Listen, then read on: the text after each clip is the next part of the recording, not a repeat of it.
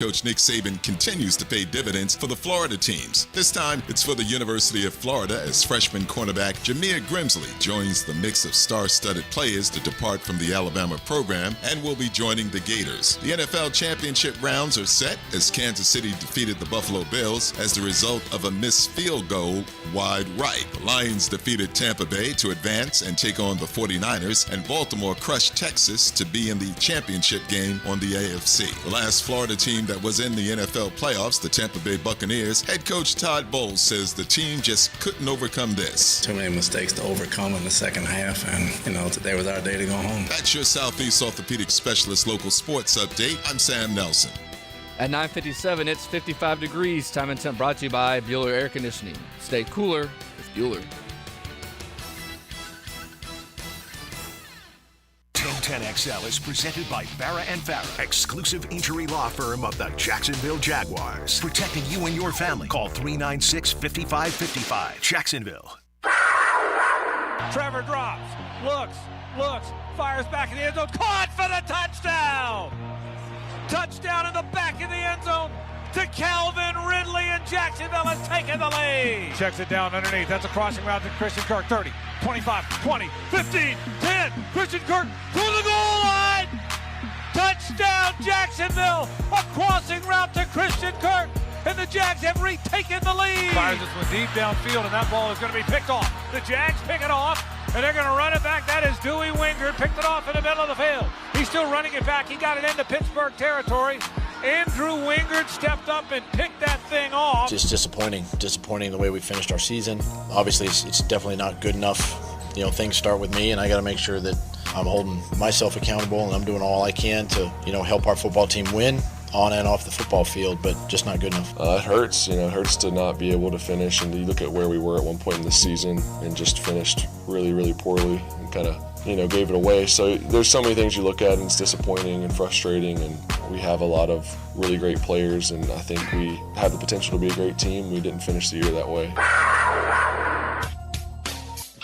1010XL 92.5 FM presents Jaguars Today with your hosts Mike Dempsey, Tony Smith, and hold my pocket, Dylan Denmark. All right, welcome in everybody. Happy Monday, kicking off a fresh week here as we get further removed from the Jaguars 2023 season and deeper into the NFL playoffs.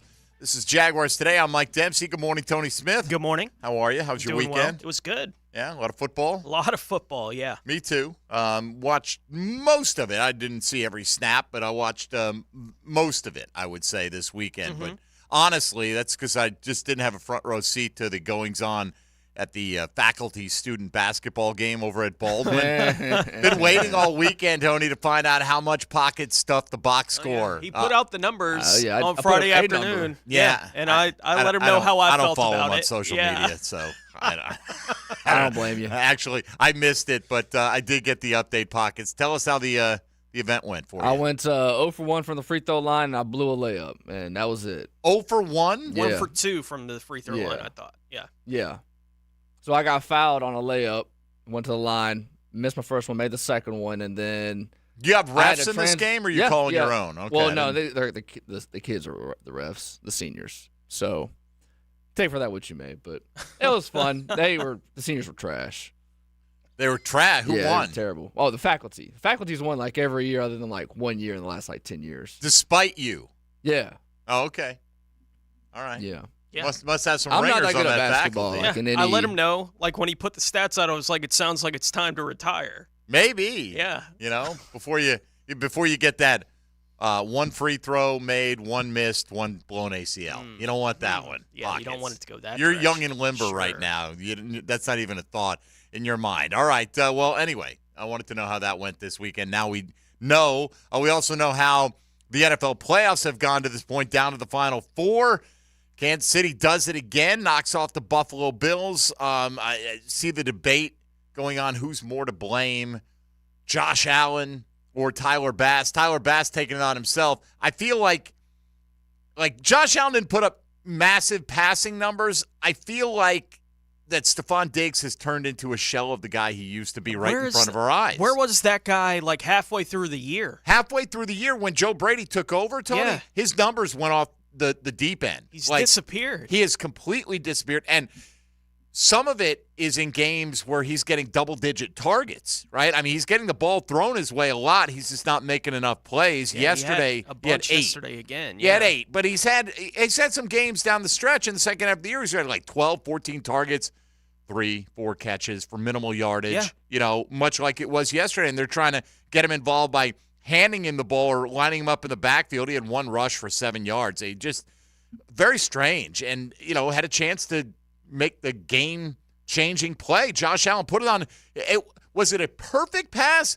No. It's a fantastic It's throw. a phenomenal throw from as far as he threw it. Yeah. And you see Stephon Diggs jogging back to the huddle with his fingers like 3 or 4 inches apart, like just missed it by that much. You did. Yeah. If you're suggesting that Josh Allen needed to put it 3 to 4 inches to one side or the other. Just threw a ball 70 yards in the air. And hit you basically in the chest with it. Right. Catch it. What do you want from him? But it was weird. There was so much hype around that matchup anyway, right? Kansas City, Buffalo. This is the opportunity for Buffalo to finally get over on the Kansas City Chiefs. They get them in their building. Yeah. Everything that was going into that. And to watch a Buffalo game plan that it felt like we're not going to let Josh Allen make a crucial mistake that's going to cost us an opportunity in this game. And that felt like so much of the game, that's what they were doing. It's just like we're not calling the offense in such a way that he's going to get in the way with a mistake of us having an opportunity to win the game, which is why so much of the Buffalo offense was behind the line of scrimmage. Yeah, just short screens, dump-offs to Cook. He completed, I think I saw the passing chart, 16 passes behind the line of scrimmage. In that game out of the yesterday. 26 he completed altogether. Right. He had 2 that were over 10 yards downfield that were completed. And I actually, watching the game, I never felt like Josh wasn't playing well. I thought he was playing really well. The touchdown he threw to the corner of the end zone, I mean, that was ridiculous. There's only a handful of people on the planet that can make that throw. He's one of them.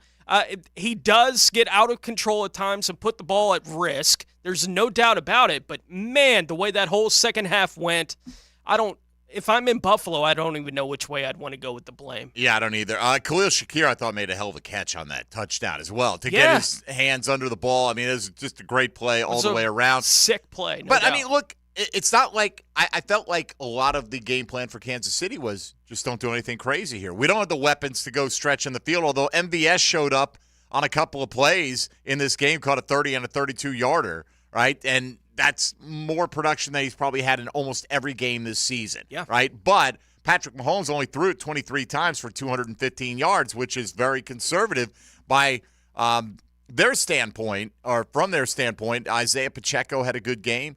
So anyway, Kansas City moves on. Baltimore looked dominant against Houston. Had no doubt. I was happy with that outcome. I just didn't want Houston advance. I didn't need another week of C.J. Stroud hype. No. Polluting the timeline or anything else as far as that went. And you don't have to worry about that after 175 yards with no touchdowns this week. Look, I get it. Baltimore's very good. C.J. Stroud had a hell of a year, but that offense flamed out this past week. They scored 3 points on offense. Correct. And missed the field goal. It's not like they had a bunch of opportunities and missed out on them. They scored a field goal and missed a field goal. That was the production of the Houston offense this week. San Fran Green Bay was a good game. It was. Enjoyed that. Tampa Bay gave Detroit a decent game for a while, got away from them, and then almost made it a game again late. And now you get that thing where teams get down by 8 points and they go for 2, right? And knowing going into that scenario, like I didn't have anything in terms of wagering on the game other than our picks, whatever, Yeah. It was a 6.5-point line. Had that been a 7.5-point line, could you imagine? Yeah. I had the thought when they were doing it, I was like, ooh, this is interesting. Right, but it didn't really impact because it would have, if they kicked the extra point, it's a 7-point game. They're still not covering at that point in time. No, but 2-point conversion they would have been. Oh, if they make the 2-point conversion, right. That's absolutely right. They would have covered in that standpoint. But, the fact that they missed it, like going for it isn't, like if the script is Detroit's supposed to cover, then you just don't go for it, right? Mm-hmm. Like for all the conspiracy theorists out there, which is silly to begin with. But regardless, I think we got some pretty good matchups for next week. And look, the divisional round of the playoffs delivers again. Right? Like all 3 of the 4 games were great. Right. This First one, weekend. boring. It had an okay half. in the first one. And then it was pretty clear once the second half began, it's like, okay, Baltimore is back. Like, that's what it felt like coming out of the locker room. They go down the field, they get the touchdown, extend the lead. Houston doesn't answer right away. It's like, now they're in trouble. Like, that's what it felt like even watching the game. The other three were so good. I have no idea. I've never seen an NFL team in the playoffs lay down the way Tampa did at the end of that game. They throw the interception. They have a timeout, right? They can get the ball back. Even if it is just with 15 seconds, we're not really going to have a chance. Right. They'd have to try a field goal to get you the ball back or punt it away to you. They'd have to choose to do one of those two things. I don't think I've ever seen an NFL team just basically say, you know what, we know, no chance here, it's over. Like, I can't remember an NFL team in that circumstance not using the timeout to at least force Detroit to have to make the decision on whether to try the field goal or punt it away and make you try to go 90. I just couldn't believe that they didn't try. No, I hear you. And usually it goes for naught. You're going to lose. Why not grind it out? What Right. do you got to catch But your your plane? only chance to win is to call the timeout. Exactly. So, hey, look, I think we ended up with matchups that are pretty strong here, regardless. I mean, Detroit. No doubt. I don't think for a second anybody thinks Detroit won't give San Francisco all they want this weekend. And I think it's more with KC. You're like Andy Reid, Patrick Mahomes, Travis Kelce, Chris Jones. Been there, done that. I think if you stack them up side by side with Baltimore, Baltimore's a better team. That doesn't mean they're necessarily going to win this weekend. So as you watch this from a Jaguar perspective, you may wonder, what are they missing? What do they need to get over that hump to put themselves back in that kind of company? Today's question of the day, presented by Chad and Sandy Real Estate, asking you, what's an issue that the Jaguars have to address this offseason that is not being talked about enough? So you can hit us up with your responses to that in a variety of ways. Now, one of those things that we've already gotten, and I anticipated this would be the case, is general manager Trent Baalke. No matter how much you may talk about it every moment, you still don't think it's enough, so we're getting a lot of that. Now, there's been a clip going around of Pete Prisco on the Pick Six podcast with CBS Sports, and where Pete made reference to Trent Baalke perhaps stepping down, which surprised host Will Brinson on this. And you'll hear this now. Here's the thing about this. This clip is making the rounds this weekend. This podcast was done 13 days ago. Okay, this is from January 9th. The CBS Sports Pick Six podcast. It was Will Brinson, John Breach, and they had Prisco on that day. And by the way, I reached out to Pete to see if he could come on today. He's busy today. He'll join us tomorrow for a segment, and we'll see if there's any legs to this type situation. But Pete, at one point, they were just talking about the Jaguars off season and how it had ended, and or how the season had ended, and where the blame would go. And Pete was going through a litany of issues they had, and the last one he talked about was the defensive line, and basically laying it all at the blame or at the feet of the general manager, who's involved in, talent acquisition, which I'm not saying is an improper angle. I just want to set this up because as we listen in, we're not hearing the entirety of the podcast. This is Pete 13 days ago on the Pete Six podcast, the Pick Six CBS Sports podcast, being asked about issues with the Jaguars. Guys over there on the defensive line that get blocked, and he's responsible for that. And yet he keeps going and going and going and going. And I don't understand it. Now, there are rumblings that maybe he's going to walk away, but I don't know if that's true. But Trent Baalke's going to walk away? There's retire maybe. I don't know. Who knows? But I can't imagine he leaves that job. All right. So, to be fair, and we'll have Pete on tomorrow, I feel like Pete had heard something like, hey, are you hearing this kind of thing? But it didn't rise to the level of anything close to actually being on the brink of happening, right? No. This is the way I interpret it, because he just kind of offhandedly mentions it, and you hear Will Brinson immediately go, what? Like, Baalke's going to walk away? Wait a minute. Let's not bury the lead here. And then by the end of the clip, Pete is saying, well, I don't think there's any way he leaves that job, voluntarily leaves that job. So if you're hanging your hat on, hopefully this is new intel that's coming out, well, first of all, it's 13 days old, right? So if that was going to happen, would it have happened by now? you'd think that's probably pretty likely. Now, there's also been some talk that because Trent Baalke used to work in the league offices, that could be like, why would anyone quit a GM job if they're unlikely to get another GM job, right? Make them fire you because, you get your contract paid out, all these different things. But if there's a job waiting for you, potentially in the league office that you could slide into, and then you imagine you work for the league in whatever capacity. You know, the vitriol of a fan base going, fire this guy every single day, right? It's kind of the life of the GM, right? That doesn't mean, even though that's goes with the territory, it doesn't mean you like it. Yeah. Everyone hates the league office, but they're not saying fire you every day. Nobody picks out a particular person in the league office and goes, we got to get rid of this guy. It's just more like the league's outside out to get of Goodell. us. Goodell takes all those arrows. He takes them all, right? Yeah. So, and did you even know what Baalke did for the league? Like, no. Not really, right? So it just goes to show you kind of out of sight, out of mind. But I just wanted to put that out because that is making the rounds on social media right now. And want to let you know we're not unaware of it. I talked with both Demetrius Harvey and John Shipley last week. And if things go according to plan, unless something comes up, Demetrius is going to join us in studio tomorrow. And Ship is going to be in with us on Thursday for the entirety of the show because we like to expand out to get different perspectives in the offseason as our regular guest host schedule kind of goes by the wayside at this time of year.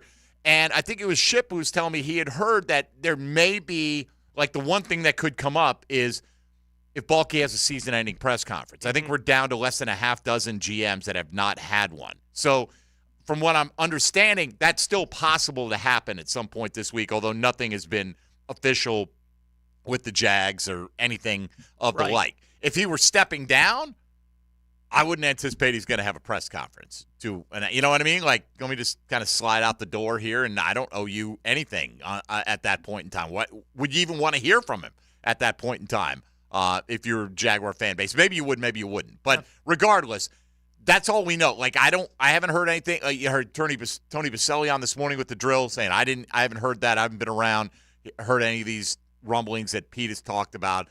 So not saying that this is likely or unlikely. I'm just saying just be aware of the context. Yeah. This was 13 days ago. Not aware of there being any smoke to evidence that there's any fire. No, but at the same time, Pete did say it, and, Pete's a well-respected Jaguar insider. And so, and again, reach out to Pete. He was unable to work it out with his schedule to come on this morning. He'll join us about 24 hours from now, about 10:20 tomorrow. So today we do have Hayes Carline, the Hammer, joining us coming up a little bit later on, and we'll talk off-season issues with him. If you'd like to get in, you can do that in a variety of ways. 641-1010 on the All-Pro Roofing phone lines. Same number for the text line, designed by Lifetime Enclosures. Hit us up on social media, at MD_1010XL, at 1010XL Fat Tony, and at 1010XL Denmark. Hold my pocket! Where apparently you can scroll back through and get a partial box score from the faculty-student matchup, at least a stat line for one Dylan Pockets Denmark there. High Pockets. Yes, how we doing? Cloud Walker, they call him sometimes. Blew the layup. Blew the bunny. Blew it. Unbelievable. Did you get hacked? Was it a bad no call on that particular play? No, I just went transition and went a little too fast with left hand and just. Oh, you tried to go left hand on it. Yeah. Guy who's got 1 point in the box score, Tony, decided to show off his ambidextrous skills on the break right there. So, all right, Pockets. Hey, look, I wouldn't make it from the sign-in table, the scores table, into the center jump circle at this point, the way I move around these days. So good on you for at least going out there and putting it on the line. So today, what is the issue that needs to be talked about more with the Jags? We can compare what we saw this weekend in the NFL playoffs to what the Jags need to do to get back to that level or to that level going forward here. And, Trent Baalke, look, he's going to be a topic of conversation regardless, as long as he's employed here with the Jacksonville Jaguars, as is just about any general manager, quite frankly, unless, things are going along swimmingly. And in that case, there's still a topic, just in a more positive vein. So we're ready to roll, kick off a fresh week. And right now, the way we see it laid out, without anything interrupting, Demetrius Harvey of the Times-Union tomorrow. Johnny O will be in from Jaguars.com on Wednesday. We'll have John Shipley from Jaguar Report on Thursday, and Tom McManus in with us on Friday. Hayes Carline coming up in about 25 minutes. You're talking Jags right here with Tony Smith, Mike Dempsey, Dylan Denmark. This is Jaguars Today on 1010XL and 92.5 FM. Hey, folks, Mike Dempsey here for Awaken 180 Weight Loss. Told you last week, had a friend who got on the program after Thanksgiving, lost about 30 pounds, 4 inches off their waist, reduced their body fat and visceral fat like a beast is the way they put it, and got down into the 160s for the first time since high school. I love to hear that because that is a personal friend of mine who took my recommendation and tried out Awaken 180 and said they'd gotten better results than they ever had from any weight loss program in the past. And now they're into the maintenance phase. And the beauty of that is they've hit their goal weight. Maintenance is free with Awaken 180. They want to help you maintain that figure, that weight number that you've been able to hit, that healthier lifestyle that you've been looking for. And with Awaken 180, you're going to find it. Lose 4 to 5 pounds a week guaranteed. 844-346-1800 will get you started. 844-346-1800 for Awaken 180 weight loss. Don't just lose the weight. Keep it off and be more successful than with any other program you've tried in the past. Go online to awaken180weightloss.com. Jaguars Today Monday on 1010XL is brought to you by Ratify Credit Union, your neighborhood credit union from the Jacksonville Orthopedic Institute studios. She's very comfortable talking sports and hanging out with the boys. There is a sensitivity thing that some people have. I don't have it. Lauren Brooks, afternoons with Frank Frangie and Hayes Carline. Great, so we're all good? Everything good? On 1010XL. Whether it's a large commercial project or a multifamily property, trust All Pro Roofing for exceptional craftsmanship and unparalleled customer service. We use only the finest materials, ensuring durability and long-lasting results. Plus, All Pro Roofing now has a full siding and windows division. That's right, All Pro Roofing is not just about roofs anymore. All Pro Roofing, now your trusted partner for commercial roofing, multifamily projects, exterior siding, and windows. AllProRoofingLLC.com. License number CCC 1327056. CDC 060138. A lot of companies will tell you they're the best. At Custom Tree Surgeons, they show you every time. Custom Tree Surgeons has built an all-pro team. Every tree service professional has years of experience, continually trained and certified. They know what, when, and how to handle any job. It gets done efficiently and quickly by a team of experts. So for tree trimming, removal, stump grinding, and emergency services, forget any name other than Custom Tree Surgeons. There is no job they can't do better. Go to website CustomTreeSurgeons.com. That's CustomTreeSurgeons.com, and let them show you how the job is supposed to get done. Upgrade your home with a winning combination of style and performance with custom windows and patio doors. For a limited time, get 20% off replacement windows and 23% off patio doors. Plus, no money down, no payments, and no interest for 12 months. This offer expires January 31st and restrictions apply. Renewal by Anderson, proud to be the official window and door replacement partner of the Jacksonville Jaguars. Visit rbafla.com. License number CGC 1527613. Well, hello there. Join me at Seminole Hard Rock Hotel and Casino to celebrate a new era in gaming with live craps, roulette, and sports betting now available to go along with the biggest selection of slots in South Florida. Plus, all your other favorite table games. Complement your night with my award-winning fine dining and casual fare options, lively bars and lounges, or catch your favorite A-list entertainer at Hard Rock Live. Discover your rhythm today. Go to hardrockholly.com. If you or someone you know has a gambling problem, please call 1-888-ADMIT-IT. Seminole Hard Rock Hotel and Casino. No dental insurance? No problem. Introducing the Care Plus program from the dental offices of Dr. James McCall. For only $625 per year, you will receive 2 cleanings and dental exams, a full set of x-rays, plus 1 emergency dental exam and x-ray. You'll also receive a 20% discount on all other services offered. Kids 12 and under will receive the same program for only $525. Call Dr. McCall today at 620-9225. Here's Ben and John Lupo, owners of Beards Diamonds. It's funny, my dad has sold people engagement rings, and now I'm selling their kids engagement rings and anniversary gifts and birthday gifts. We're blessed with the relationships we've built over the years. Check out our full inventory at beardsdiamonds.com. Beards Diamonds in the St. John's Town Center. Now, the Florida State Seminole Report, brought to you by your local Ag Pro, your home team. Number 15 Florida State women's basketball faces 25th ranked Syracuse Thursday night at 7. The Seminoles were the biggest riser in this week's AP Top 25 poll, moving up 6 spots following back-to-back ranked wins at home over number 20 North Carolina and number 11 Virginia Tech. FSU is looking for their first 6-1 start to ACC play since the 2017-2018 season. I'm RJ Saunders with your Ag Pro.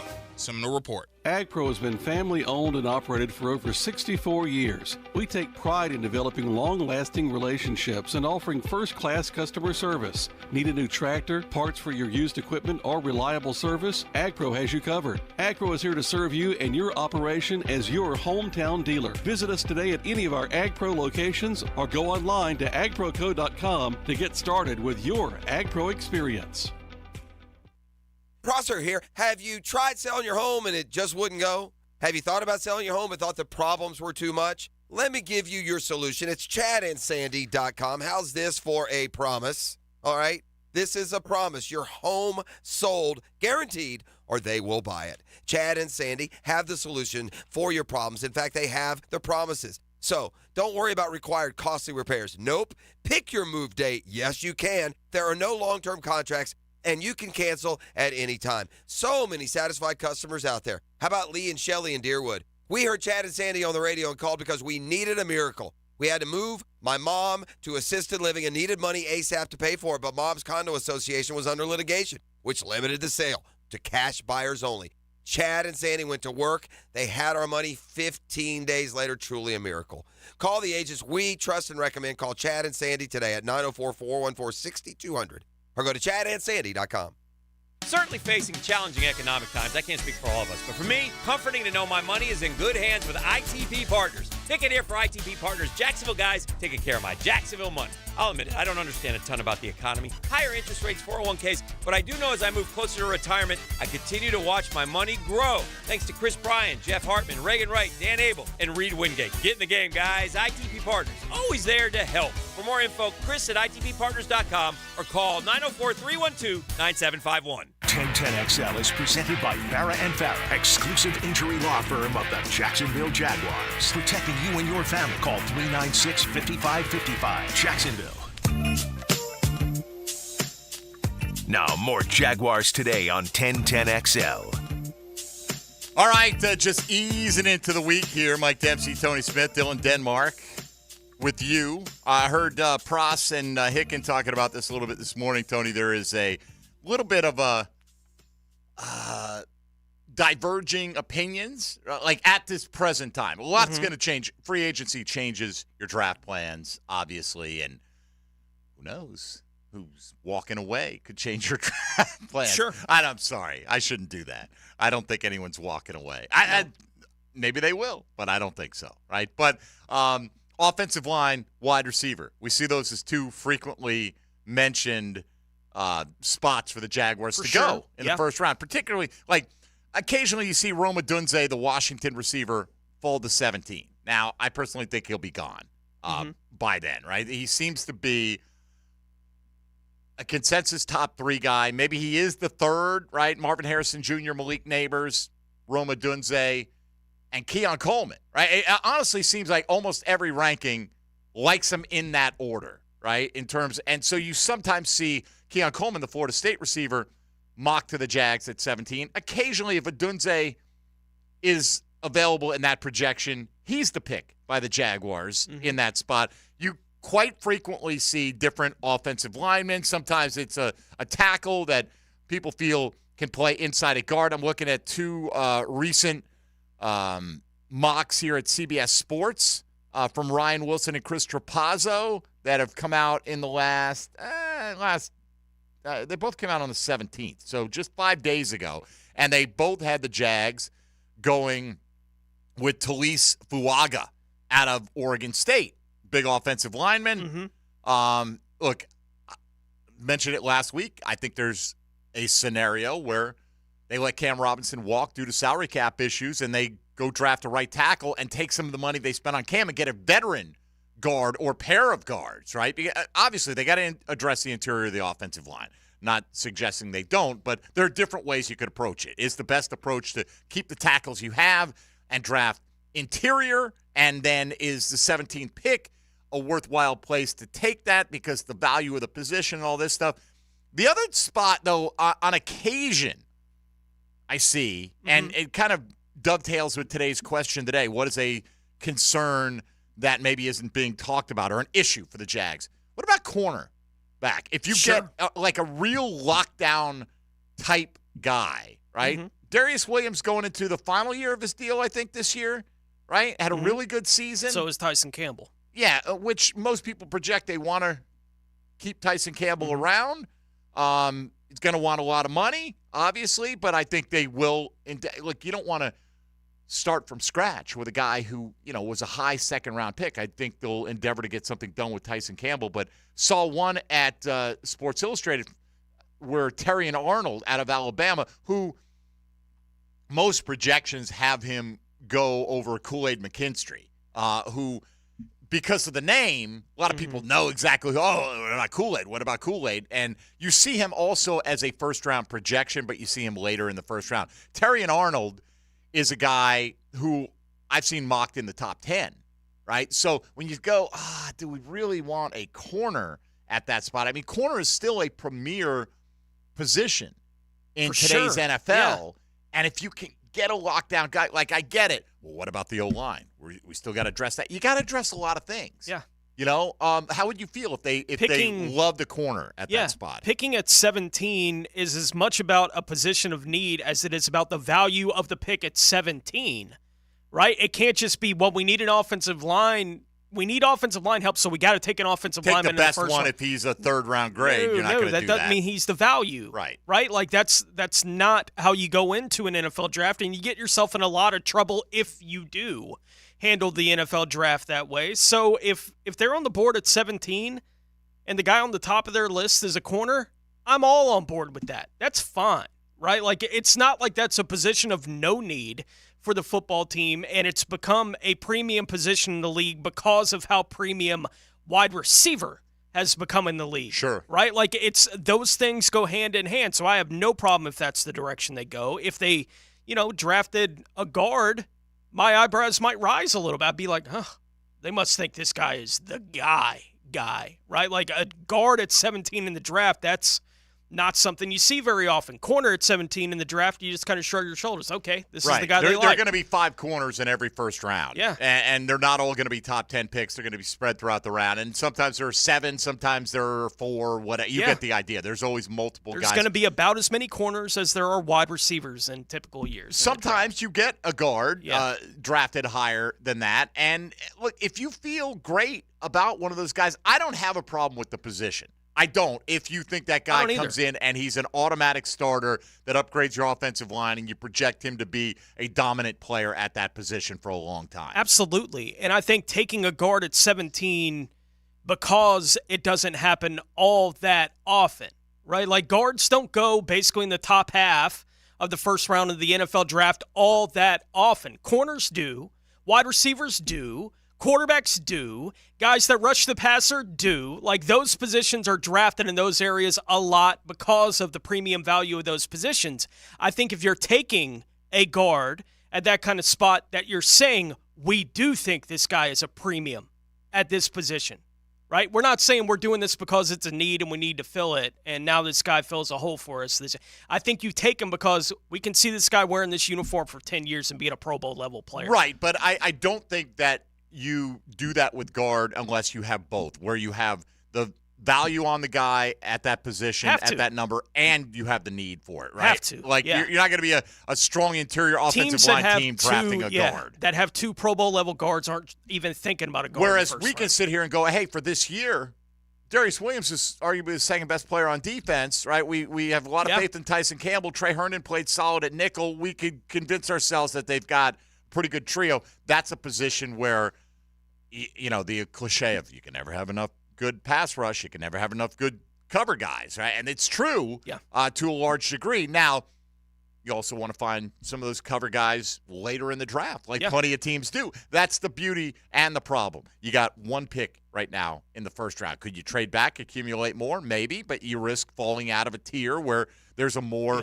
elite player. I mean, there are a lot of ways you can do it. In a typical year in the draft, just whatever team going into the draft, picking in the middle of the first round, if any of them took any wide receiver, corner, pass rusher, if they took any of those positions, you'd be like, yeah, that's the first round of the draft. Right. Yeah. It depends on the player, obviously, but that position is never going to get questioned. But I'll say this, and I agree with Jeff, I think there are camps already building, like some people think, we got to get that dynamic playmaker. The dynamic playmaker is worth more in today's NFL than the guard is, right? Well, it's true. If you don't have the guard and you can't protect long enough, right? But you should, I think the feeling among that camp is be able to find guard help.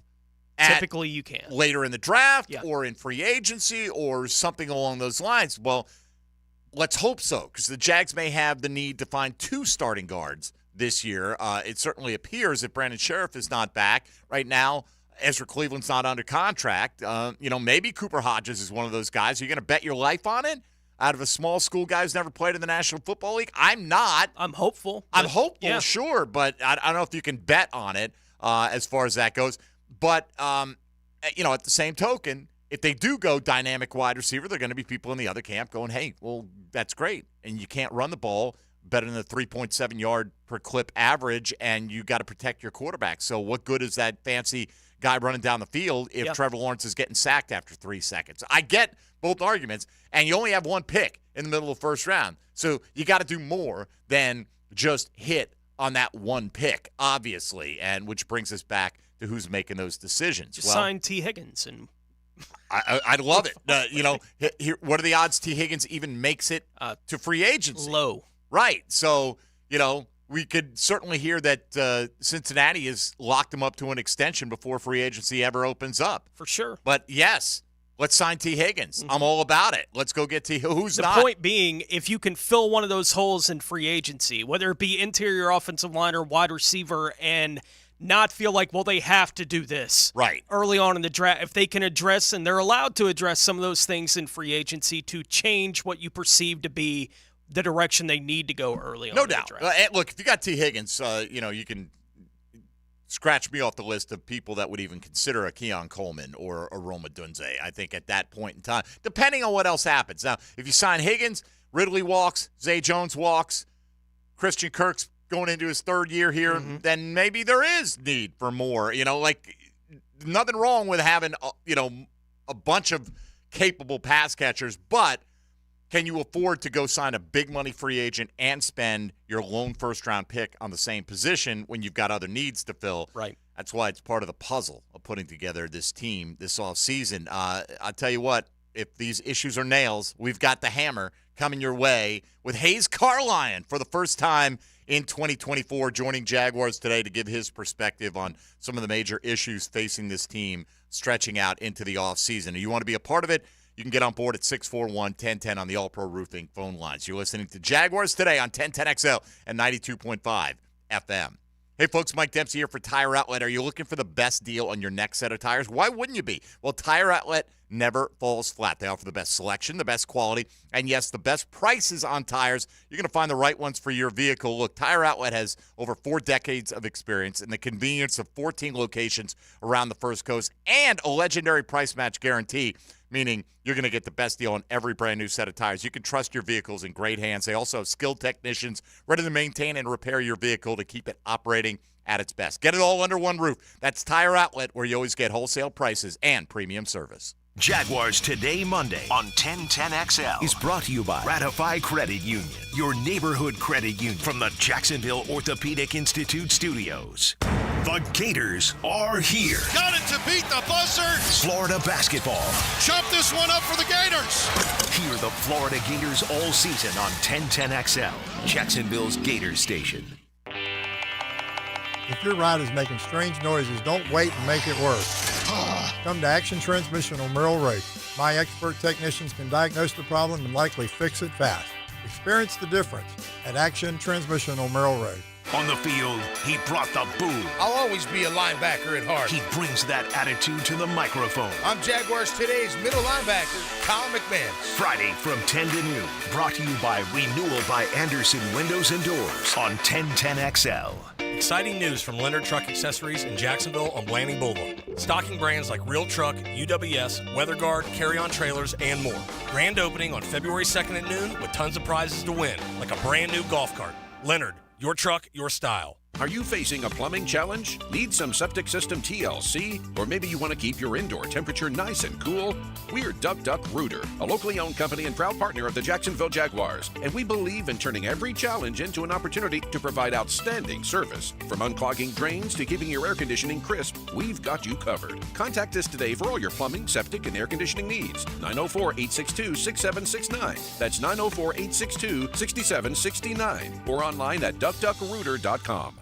Where's the longest cave system in the world? The answer in a moment. There's always a good reason to compare homeowners' insurance rates. You may be paying too much. Protect your home with a Southern Oak insurance policy today. Our family protecting yours, Southern Oak Insurance. With over 400 miles meandering through 3 counties, Mammoth Cave National Park in Kentucky is the longest cave system in the world. Southern Oak Insurance. Our family protecting yours.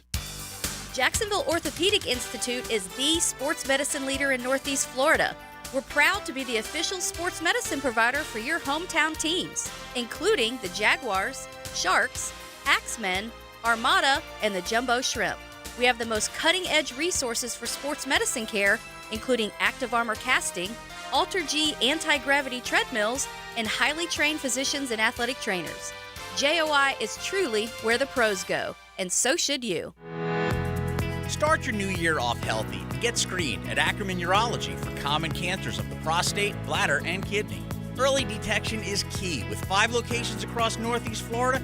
Visit AckermanUrology.com. AC's broke, it ain't no joke. Call Florida Home AC. Florida Home AC. Florida Home AC. Florida Home AC. FloridaHomeAC.com. This is Hayes Carline for First Florida Credit Union. I bank with First Florida Credit Union because I trust them. I can always count on them when it comes to the vast services they provide. First Florida Credit Union was voted Best Bank in the 2023 Best of Bold City Community Choice Awards, and it's easy to see why. I go to the branch off 210 in St. Johns County and the new Durbin location, but they have 10 branches in the Jacksonville area. You need to be banking with First Florida Credit Union. They're enriching people every day. Federally insured by NCUA, Equal Housing Opportunity Lender. I'm here with Clayton Bromberg of Underwoods. You hear about guarantees and warranties. What is Underwood's policy? Frank, to talk about guarantees and warranties, you have to look at our history of over 70 years in business. Underwood's entire reason for existence is and has been to offer fine products that'll be used with such satisfaction that both the giver and the receiver will want to come back, and hopefully they'll tell their friends about us. To do this means we've got to try our hardest to satisfy every customer. All of our people understand that. Now, I'm sure over the years we've made a few mistakes, but we've never failed to make good on any Underwood product that was returned with a legitimate customer complaint. Our entire reputation would mean nothing if we didn't conduct ourselves that way. Simply put, conducting our business with integrity is a lot more important to Underwoods and our customers than all the guarantees, warranties, and contrived legal obligations in the world. And you've got Underwood's word, my word, and all of our people's word on that. Underwoods in San Marco, Avondale, and the shops of Ponte Vedra. You've got a circle of friends, right? Well, how about a circle of beer? All your favorites like Bud Light, Bud Heavy, Mick Ultra, or Natty Light. It's all there in the cold case at Circle K. Probably one right around the corner right now calling your name. Slide on in to a Circle K. Bush Loaded, the greatest hits tour. August 29th, Daly's Place. With special guests, Jerry Cantrell and Candlebox.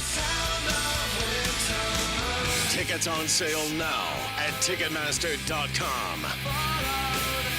Bush Loaded, the greatest hits tour. A great night of incredible rock. 1010XL is presented by Farah & Farah, exclusive injury law firm of the Jacksonville Jaguars. Protecting you and your family. Call 396-5555. Jacksonville. Let's ring up another guest on the All-Pro Roofing phone line. You can't touch this. Jaguars Today on 1010XL. Oh, that's right. For the first time here on Jaguars Today in the 2024 calendar year, it is hammer time with Hayes the Hammer Carline from the Frangie Show, one of our 1010XL Jaguar embedded reporters. Hayes, good morning. Happy New Year. How are you? Gentlemen, Happy New Year. I am great. How are you all? We're doing better now, man, talking to Yeah. you. Awesome. Mr. Enthusiasm. I've missed you guys. Well, we missed you as well. You know, we don't cross paths with Hayes in the hallways very often due to our schedule. So we're happy to have you on this morning. Hayes, I'm sure you saw this because it's making the rounds. There's a clip of Pete Prisco on a CBS Sports podcast talking about how he's heard a rumor that Trent Baalke could step down. He was a little bit challenged on that, and then he basically ended up going, well, I don't think it's going to happen. Right. So, and now this was from 13 days ago, by the way. So it's not new out there. Where do you think Trent Baalke stands in the eyes of Shad Khan and how things are going to play out moving forward with this general manager position? I think he's safe. You know, I don't think he should be, but I think he's safe. And I certainly don't think he's retiring. I mean, he's 59 years old and he has the greatest job in the world. He gets paid a bunch of money to deliver really nothing. And, you know, I think in looking at it, it's disappointing because you look at the Jaguars and they've been passed by, certainly by Houston. And if I'm an Indianapolis fan, I'm not worried about the Jaguars. You just won 9 games with Gardner Minshew, and if they certainly believe Anthony Richardson's going to be better. I don't know that he will be, but they believe that. And, you know, we'll see. I mean, obviously the Jaguars are ahead of the Titans. They have a lot of work to do, but the Jaguars need to show a sense of urgency here, and that starts with ownership and Shad Khan. But, you know, I think the way Shad looks at it is my franchise is on the field been an embarrassment for the majority of my tenure as owner, and now we've won 9 games in the last 2 years, and that's good enough. So I think Trent Baalke is completely safe. And, again, I don't know why he'd walk away from a job that, you know, pays him well and, you know, is one in which he obviously has the confidence of ownership. Underestimate the Jacksonville Jaguars at your own peril, I'll say, to the rest of the AFC South. What is the timeline, do you think, Hayes, for a defensive coordinator hire, and what is important in the next DC? I think the most important thing is it needs to be a coordinator that has experience. I'd prefer it to be somebody that has been a head coach because I think it's always important to have that sounding board for even a successful coach like Doug Peterson. And so to me, it's an experience. Doug needs to get really into the offense. I think he looked at last offseason as, you know, I want to focus more on big picture. I want to, you know, give Press Taylor more responsibilities so that I can focus on, you know, and maybe a lot of that was helping out more on the defensive side or at least keeping an eye on it. I think now with the offense struggling the way they did, averaging 3.6 yards a carry, dropping in points per game from 23.8 to 22.2, he really needs to dive in on that side of the ball and fix the offensive issues that they clearly have, a quarterback that regressed. And so he needs to hire a defensive coordinator that he can hand the keys to, I think, and basically say, this is your side of the field and you know, you handle this group and I'm going to give you complete trust and I'm going to back every decision you make. So to me, you would want that to be somebody with some experience that's been in that position. So that's my hope for it. In terms of a timeline, I don't think there's any great rush. I mean, you're going to have these head jobs filled first, and there's still, 6 of them that are open. So, you know, I think until we see the head coaching carousel settle and fill up, it's going to be hard to make coordinator hires. So I don't think they're in any great rush. I think a hire will probably happen within the next 10 days. Hayes, how do you feel that Doug Peterson feels, if you know or if you have a sense, about personnel acquisition and his voice in it? Like, do you think at the end of the day he goes, look, man, we're trying to make, chicken salad out of you-know-what with the offensive line, for instance, or do you think he's content to, basically control what he can control in terms of coaching the raw material that he's been given? I think it's more – I don't know that Doug has as big a problem with the way that Balky operates as Balky has a problem with the way that Doug operates, and particularly in the trust in Press Taylor. I think that's a real issue in the building. And so I think looking at it, I mean, it seemed like Doug and Trent were working pretty well together in the offseason. You didn't get a sense that there wasn't collaboration. So I don't, now obviously, and there could be some moving forward since Brenton Strange and Tank Bigsby just weren't very impactful draft picks. But I don't get a sense that it's so much coaching. I think it's more the front office having an issue with how the team is being coached. How likely or unlikely do you think it is that the team gets a long-term deal done with Josh Allen before the deadline for the franchise tag? It's really, really irresponsible if they don't get it done. But having said that, I can't say that my confidence is sky high. Josh Allen should get a lucrative contract. I mean, he should get the $28 million a year. I mean, he just gave you 17.5 sacks. He's about to enter the prime of his career. He's been, certainly a great ambassador. But beyond that, I mean, he's proven this year what he can be on the field for the Jaguars. And you're talking about somebody who's, just 27, not 31. And so to me, it's a no-brainer. You have to pay him, and you have to pay him top money. And that's a good problem. I think a lot of times, we get wrapped up in, well, what does this do? Well, if he's a great player, you pay him. That's how the league works. This is professional football. It's the NFL. That's how it works. And but I can't say I have tremendous confidence that they'll do that. I could see Trent Baalke tagging him and saying, I want to see it again. And, I think that would be a mistake. I think the right message to send and the smart, I think, football decision to make is to pay Josh Allen. I had some concerns about Josh, and was critical of him when he didn't show up for voluntary OTAs. But I mean, that's ancient history now. You go have the season he just had. I mean, you've got to, particularly again, you got to lock him up and make sure the prime of his career is played here. All right, Hayes, let's say it goes down the way where they don't get something worked out. Because talking to a lot of your cohorts or around the team a lot and down at the building a lot, I get the sense that the franchise tag is the way it's going to ultimately end up going with Josh Allen. So let's say they do use the tag on him. What's your approach with Calvin Ridley? Because obviously you don't want to sign him to an extension prior to the league year opening because then you have to give up a second-round pick. So if you don't have the franchise tag in your back pocket, he's going to be able to at least get to unrestricted free agency, and at that point going to decide what the offers are like. So how hard are you going after Ridley to bring him back if that's the case?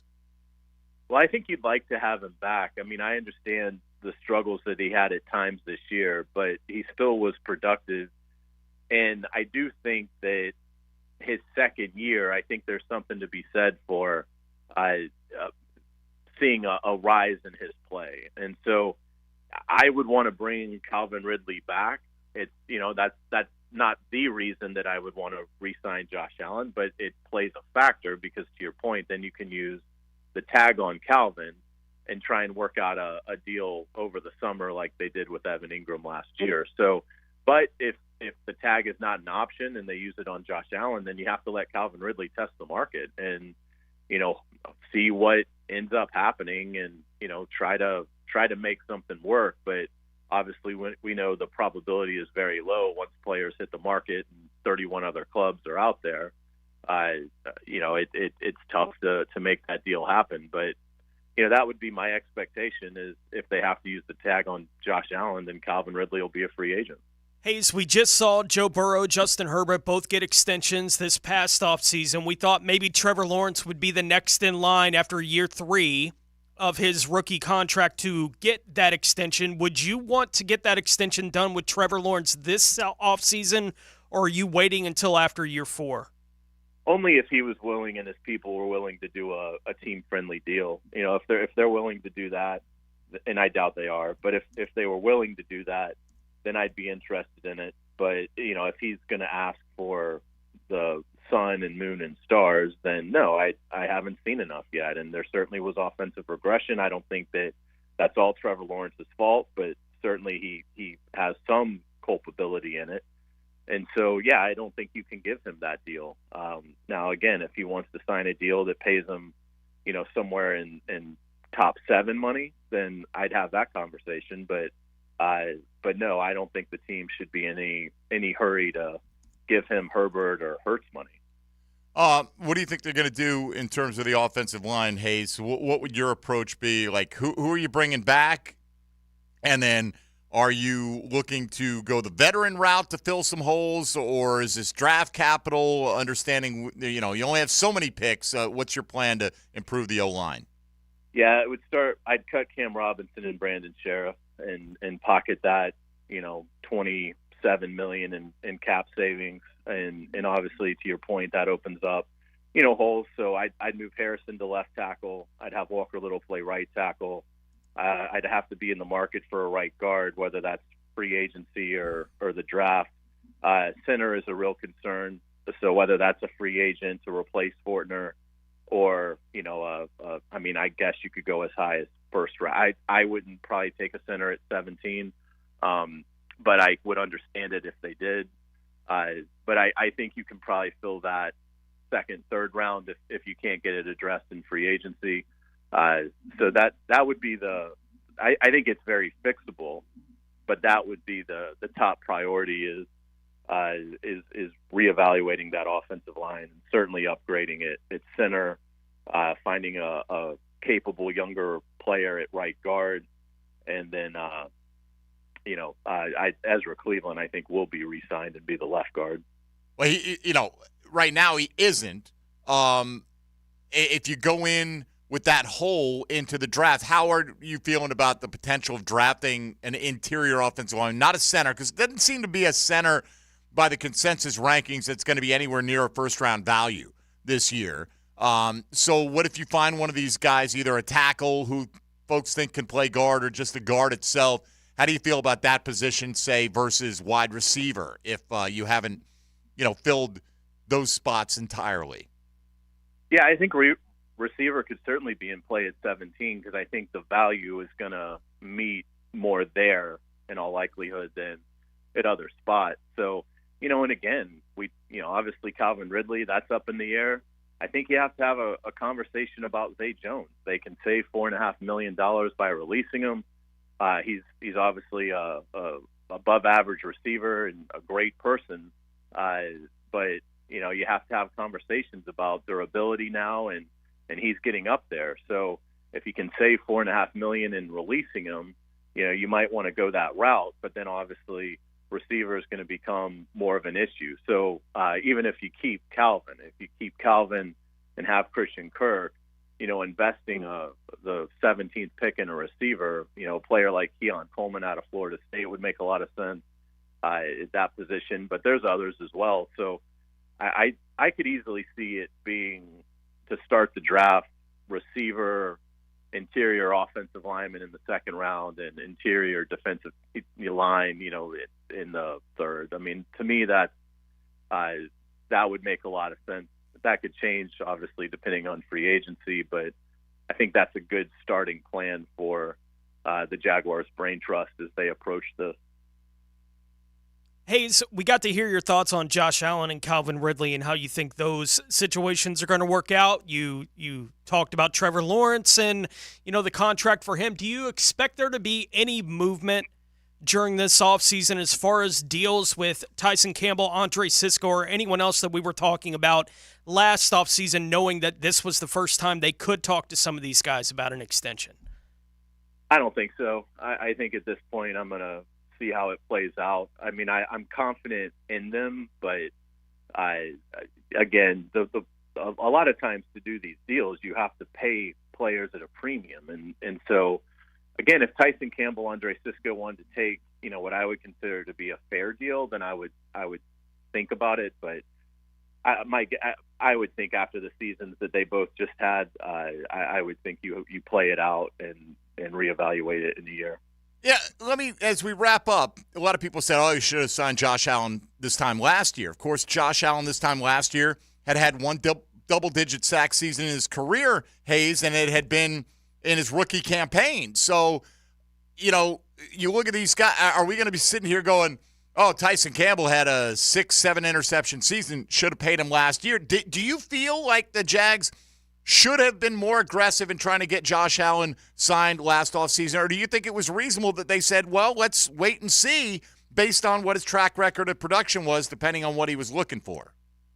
I think it was reasonable. I don't have a problem with how the Jaguars, Trent Baalke and Doug Peterson approached Josh Allen. As it turned out, now you do need to pay him. But again, that's a good problem because he gave you such a phenomenal season. It's unfortunate that didn't result in more team success, but that's not Josh Allen's fault. And so, no, I think they played that one the right way. And I take a similar approach with Campbell and Cisco, but I would pay Josh Allen now. I mean, now I think it's borderline idiotic to say, nope, we're going to tag him and, basically poison our relationship with him after and really poison our relationship with a lot of the locker room. And I just think it's such a terrible message. And, I think he's earned it. And, again, I think Trent Baalke hasn't done a great job, but there's some things that he's done well. The Jaguars have under $1 million in dead money on the cap. That's phenomenal. There's a lot of clubs that have tons of it. So, and again, I think the way he handled Josh Allen was the right way to not pay him. To your point, his rookie season had been his best, but now at this point, need to pay him. Do you know what the number is in terms of cap space? Because every source I look at has a different number. I usually use Spot Rack, and I think they've got the Jaguars with about $26.5 million to work with, which is like 19th in the league, which is a decent spot to be in. There's 8 teams that are over the cap, so the Jaguars certainly aren't in that club. The problem is, again, now this division, which looked like it might be handed to the Jaguars on a silver platter for the next 4 years, is much more competitive. And you've got Tennessee, Houston, and Indianapolis are like 2, 3, and 4 in cap space available. So the Jaguars do have some cap to work with.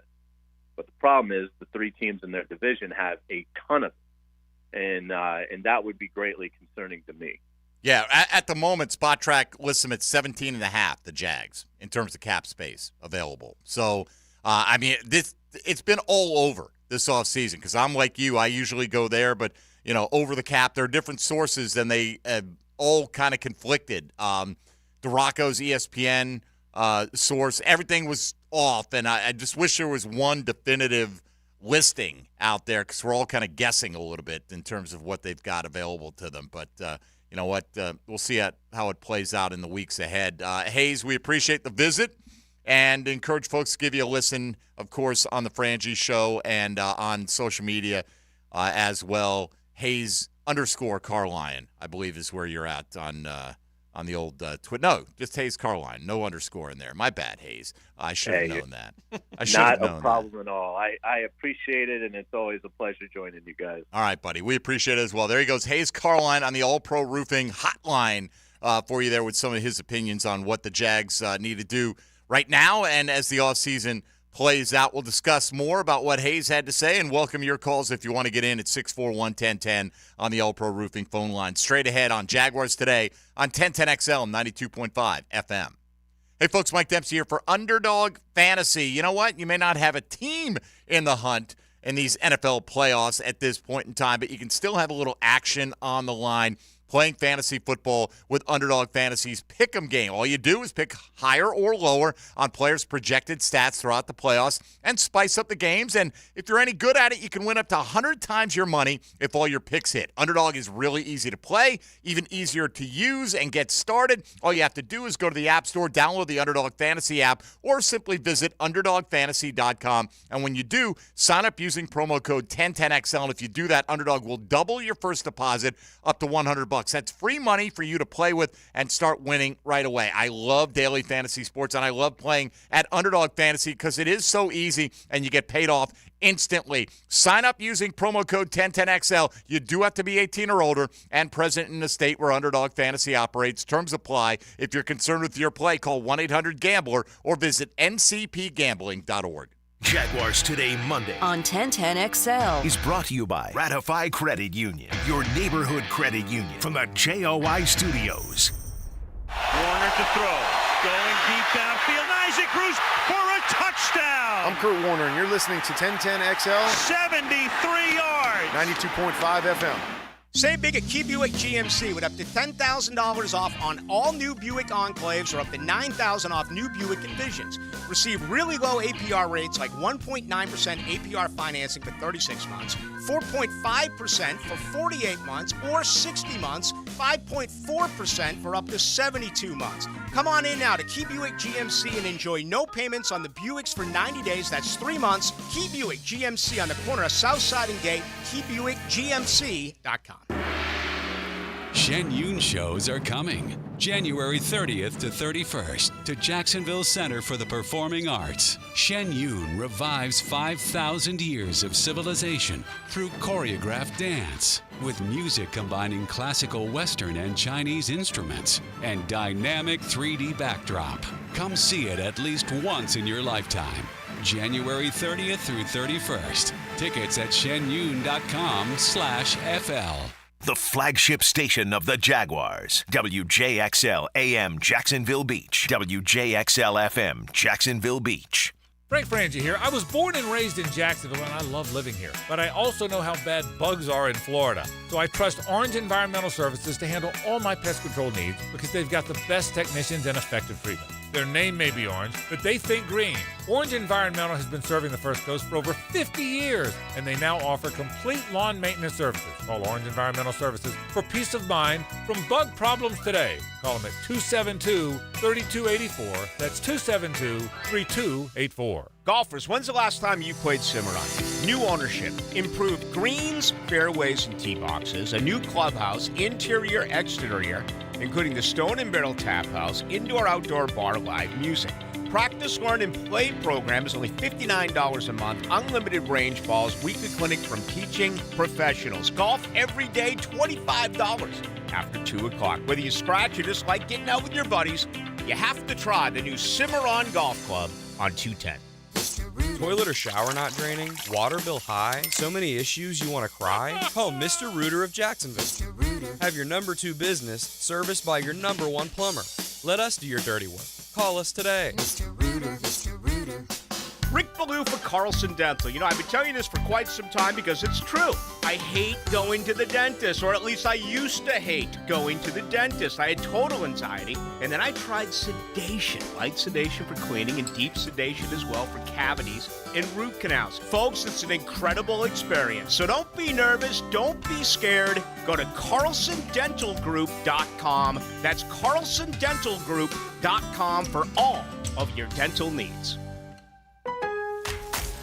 Don't miss out on limited-time appliance deals during the closeout event at Lowe's. Get up to 35% off select major appliances. Plus, save an extra $100 when you spend $999 or more on all major appliances. Hurry, these deals are too good to last long. Shop in-store or online today, because Lowe's knows home improvement. Valid 1/4 through 1/24. Selection varies by location while supplies last. See Lowe's.com for details. Time now for a medical recap.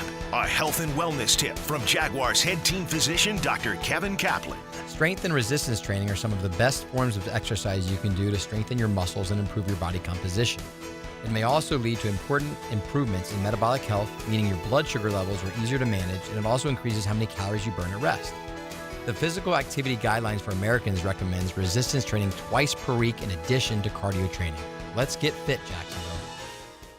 Hi, this is Dave Barker. Multi-unit hair grafting is now available at IHRS and can give you 3 times more hair in one procedure over a traditional hair transplant.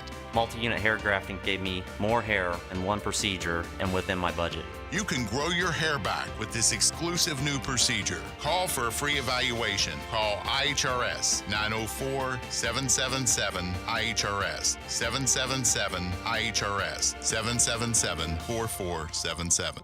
This is your Southeast Orthopedic Specialist Local Sports Update. I'm Molly McDonald for 1010XL. Florida Gators men's basketball team bounces back with a 79-67 win over the Missouri Tigers Saturday night. Tyree Samuel led the Gators with 17 points, followed by Walter Clayton Jr. scoring 15, and Micah Hanlogton recorded his second double-double of the season. Gators head back to the Swamp to prepare for Mississippi State on Wednesday. The JU Dolphins fall to Kennesaw State at home 83-79 in a back-and-forth game Saturday, with 19 lead changes and 7 ties during the game, with 4 of the Dolphins scoring in double figures. They try and regroup before Thursday's matchup against Eastern Kentucky. Finishing off college basketball, FSU gets their winning streak snapped by Clemson, winning 78-67. It's 60 degrees at 11 o'clock. Time and temp brought to you by Bueller Air Conditioning. Stay cooler with Bueller. 1010XL is presented by Farah & Farah, exclusive injury law firm of the Jacksonville Jaguars. Protecting you and your family. Call 396-5555. Jacksonville. Everything you need to know about the Jags. Jaguars Today on 1010XL. The Jaguars need to show a sense of urgency here, and that starts with ownership and Shad Khan. But, I think the way Shad looks at it is my franchise is on the field been an embarrassment for the majority of my tenure as owner, and now we've won 9 games in the last 2 years, and that's good enough. So I think Trent Baalke is completely safe. And again, I don't know why he'd walk away from a job that, pays him well and, is one in which he obviously has the confidence of ownership. That's Hayes Carline a few moments ago, the Hammer, joining us here on Jaguars Today, giving his opinion on kind of the outlook of Shad Khan in relation to Trent Baalke, the Jaguars general manager. And I don't think any of us know exactly what that thought is. And where Hayes says, Shad is thinking that's good enough. I don't – maybe that's the case, okay? Or maybe it's a case where he says – and again, I don't know. But because we're all kind of guessing along what Shad Khan's thought process is in this whole thing, where so many people would like to move on from the general manager, which I don't think is an uncommon feeling around the National Football League when you reach a point where you go backwards from what your expectations were, at the very least, for this season with the Jags. But does he think it's just good enough to win 9 games every year, whether you make the playoffs or not? Or does he think potentially, and again, this is a hypothetical, does he think that, well, based on having the number 1 pick in back-to-back years, for the next 2 years, winning 18 regular season games is good enough to not make that kind of a change today? When you say it's good enough, I think it sounds to me like you're saying the owner thinks, well, if you win 9 games every year, that's just good enough, period. For now, I can get that argument from his point of view. Look, we've said it a million times, Tony. We would change the general manager. Yeah. We would have changed things a lot over many past off seasons. But I can understand, at least, if you've got an owner who's had miserable success putting together a winning product over his tenure in ownership, to have back-to-back winning seasons and go, okay, it may not be good enough, but for right now, it's also not good enough reason for me to blow it up entirely at this point in time. Yes, was this season a disappointment? It was. But do you blow up your front office every time you fail to achieve exactly what you thought you were capable of doing? And again, I don't know that Shad is thinking this way.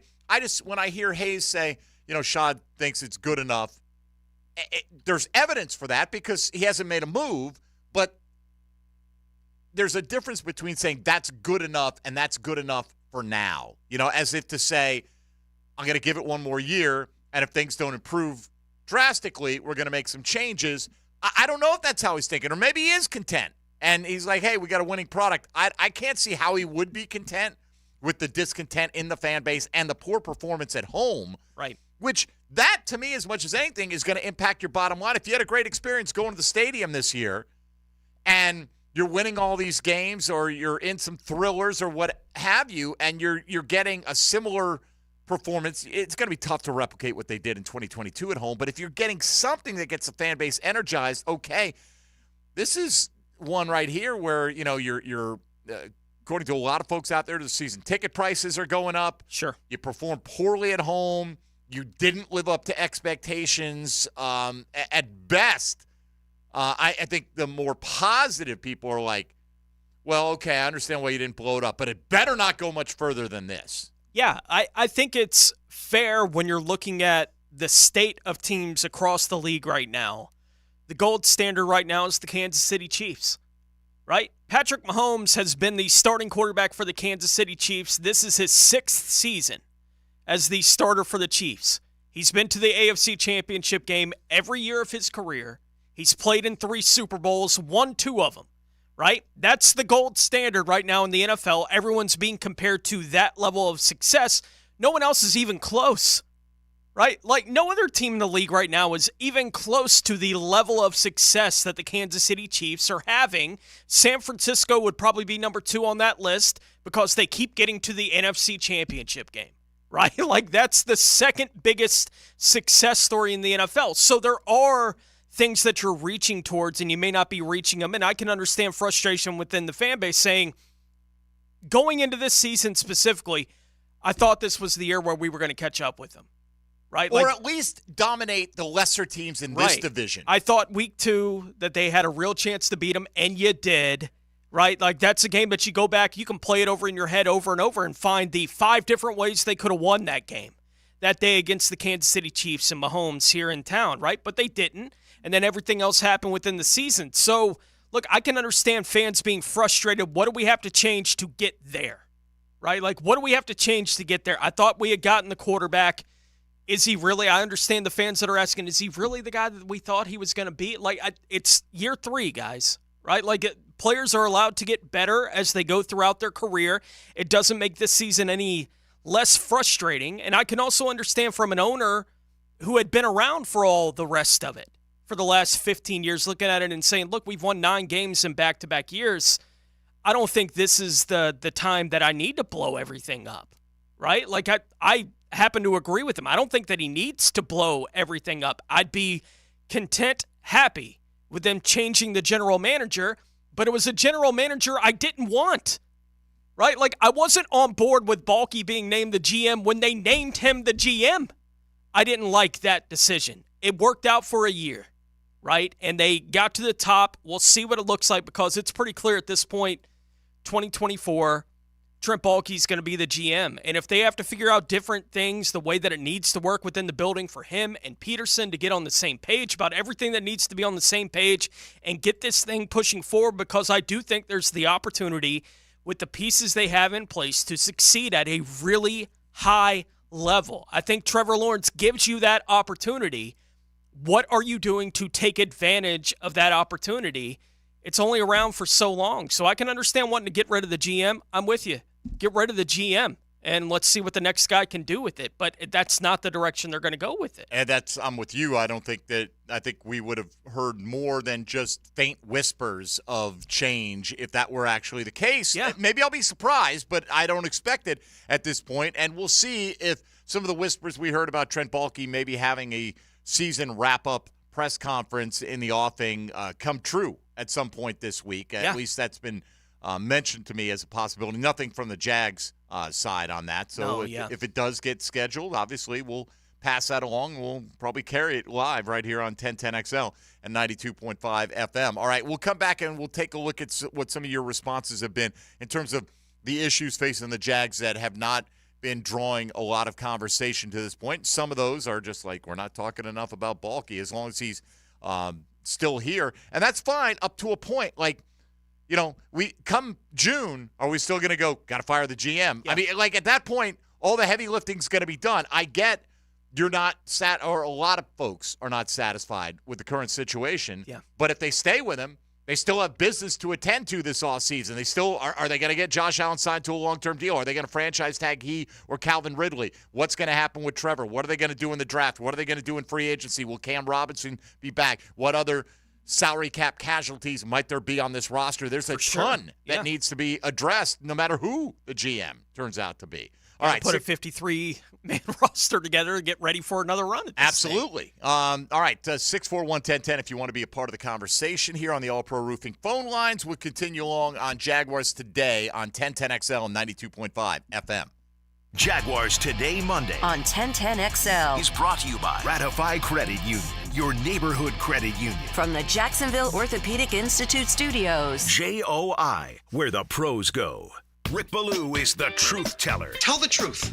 That's all. Just tell the truth. Go into the night with Rick Ballou after the Frangie Show. Then it's Hacker After Dark. Between him and me. Ballou and Hacker. Evenings on 1010XL. Why does everyone seem to hesitate to buy a used car these days? Probably because the warranties stink. Well, we only offer the best cars that can pass our 160-point inspection and qualify for the Beaver Certified program with a 7-year, 100,000-mile warranty. You mean just Chevys and Toyotas, right? Nope, all of them. Nissans? Yep.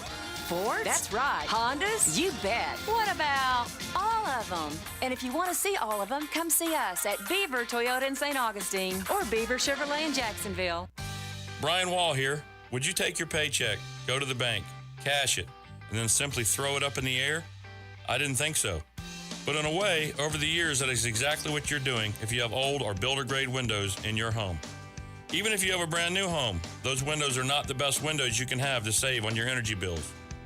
Window World has sold millions of replacement windows to homeowners like you, and Window World's customer satisfaction is the highest in the business. Please check Window World out yourself and save on your new windows and on your energy bills. Compare with other companies and you'll see Window World is simply the best for less.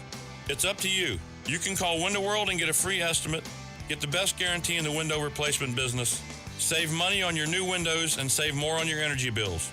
Call Window World today at 904-443-7001 or go online to windowworldneflorida.com.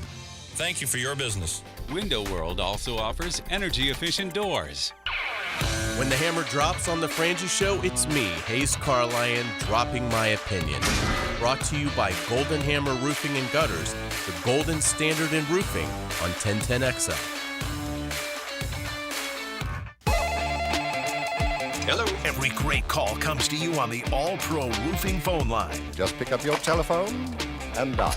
Listen for great phone interviews all day on the All-Pro Roofing phone line. We'll talk on the phone. On 1010XL. Are you looking for increased privacy and protection for your family and pets? Look no further than Superior Fence and Rail. Superior Fence and Rail is Jacksonville's top-rated fence company, delivering the highest quality fence products. They'll treat your property as if it's their own. So get off the fence and get your privacy back. Call Superior Fence and Rail today for your on-site estimates. When you're on the fence about a fence, SuperiorFenceandRail.com. If you have had problems selling your home or haven't even bothered selling because of the problems that you would expect, here's a promise for you. Chad and Sandy of ChadandSandy.com guarantee your home sold at an agreed-upon price and deadline, or they will buy it. Simple as that, right? So if maybe you are worried about selling for less money, or maybe you want maximum equity from your home but not sure how, they have the answers, the solutions, the promises to take care of all that. Take it from Debbie in Orange Park. I was going through a divorce and needed to be close to family quickly. I was going to sell my home to an instant offer investor for $375, but I heard about Chad and Sandy on the radio and decided to call. Thank goodness. Chad and Sandy got me $45,000 more in just 3 days. Call the only agents we're trusting and recommending. Call Chad and Sandy at ChadandSandy.com. The number is 904-414-6200, or you can go to ChadandSandy.com. That's ChadandSandy.com. Electricians, innovators, and tech enthusiasts, listen up. Miller Electric is shaping the future, and we want you to be a part of it. From healthcare and data centers, corporate offices, aviation, and industrial facilities, Miller Electric is powering the most exciting projects in Jacksonville and beyond. We offer not just a job, but a thrilling career with great pay and incredible benefits. Visit us at millercareers.com to apply. Miller Electric, where your skills meet our vision and equal opportunity employer. Looking for the perfect Saturday plans? Head over to Players Grill, where Saturdays are all about pizza and pints. Dive into a delicious pizza paired with your choice of Miller Lite or Yuengling draft beer for just $12.99. Pizza, pints, and a great time. Players Grill, where the neighborhood meets. Hey everybody, Mike Dempsey here for Awaken 180 Weight Loss. You know, since I dropped my pounds with Awaken 180 back in September, I've had a lot of comments about how I looked. In fact, somebody just the other day said, hey, you look like you lost your spare tire. Honestly, they're not that far off. Picture this, a bulky, awkward car tire, 26 pounds or so. That's exactly what I was lugging around before Awaken 180. Did it take me 3 months, 6 months? Nah. 26 pounds gone in just over 1 month. Imagine slicing through air, feeling light like a sports car, not a clunky sedan with extra baggage. Imagine where you would be by the end of January if you started Awaken 180 today. Maybe down 20, 30 pounds. Why not just do it? The program is simple. The coaching is awesome. The results are even better. No meds, no starvation, no gym. And unlike the meds, you'll have a plan to keep the weight off when you're done. Free support for life, folks, so why wait? Give Awaken 180 a shout at 844-346-1800. That's 844-346-1800 or online at awaken180weightloss.com and ditch that spare tire. 1010XL is presented by Farah & Farah, exclusive injury law firm of the Jacksonville Jaguars. Protecting you and your family. Call 396-5555. Jacksonville. Jaguars Today on 1010XL. All right, we'll go around the league here momentarily. Mike Dempsey, Tony Smith. Jags need, this is on the text line designed by Lifetime Enclosures. Jags need a Super Bowl winning defensive coordinator, not just a defensive coordinator. There's a difference. Okay, do you need one who's capable of winning a Super Bowl, or do you need one who has won a Super Bowl? Yeah. Because how many of them are out there? How many are available? That's what I was kind of just looking through right now. Spagnola's still in Kansas City, and he's won 2 of the last 4. Raheem Mostert is still employed by the Rams and getting head coaching interview jobs. They're the ones who won, what was the Super Bowl 56, was it? The Bucs had Todd Bowles. He's now their head coach. Who was the Patriots in 2019? It wasn't Patricia.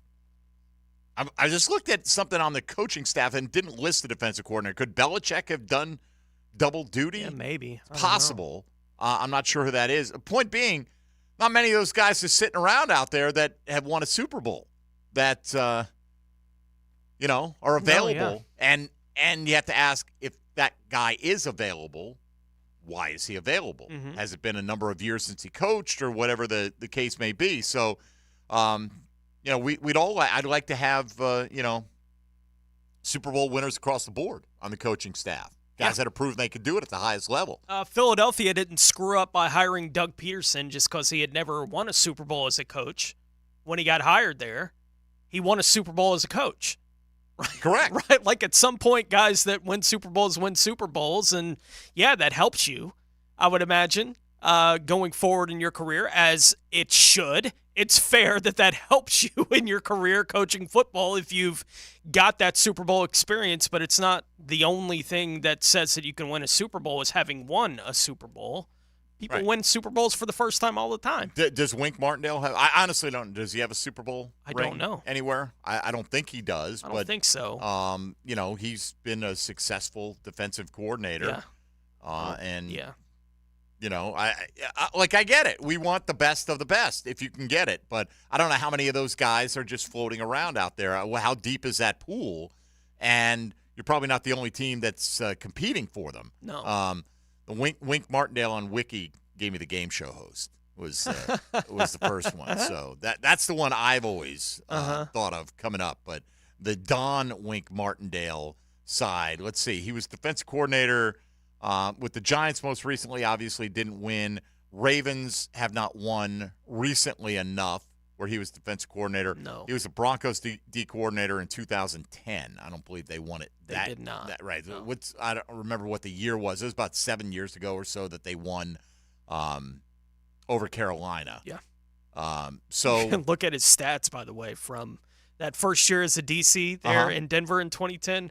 32nd in yards, 32nd in points. Well, that probably year. why he didn't become a DC again for 8 years. Yeah. Right? I mean, and, but he turned into what by most accounts was a pretty good one. Mm-hmm. And again, I'm not saying he's got to be the choice here. There's plenty of qualified choices here. Absolutely. The point being, if that's your bar, then you're probably going to be disappointed. Yeah.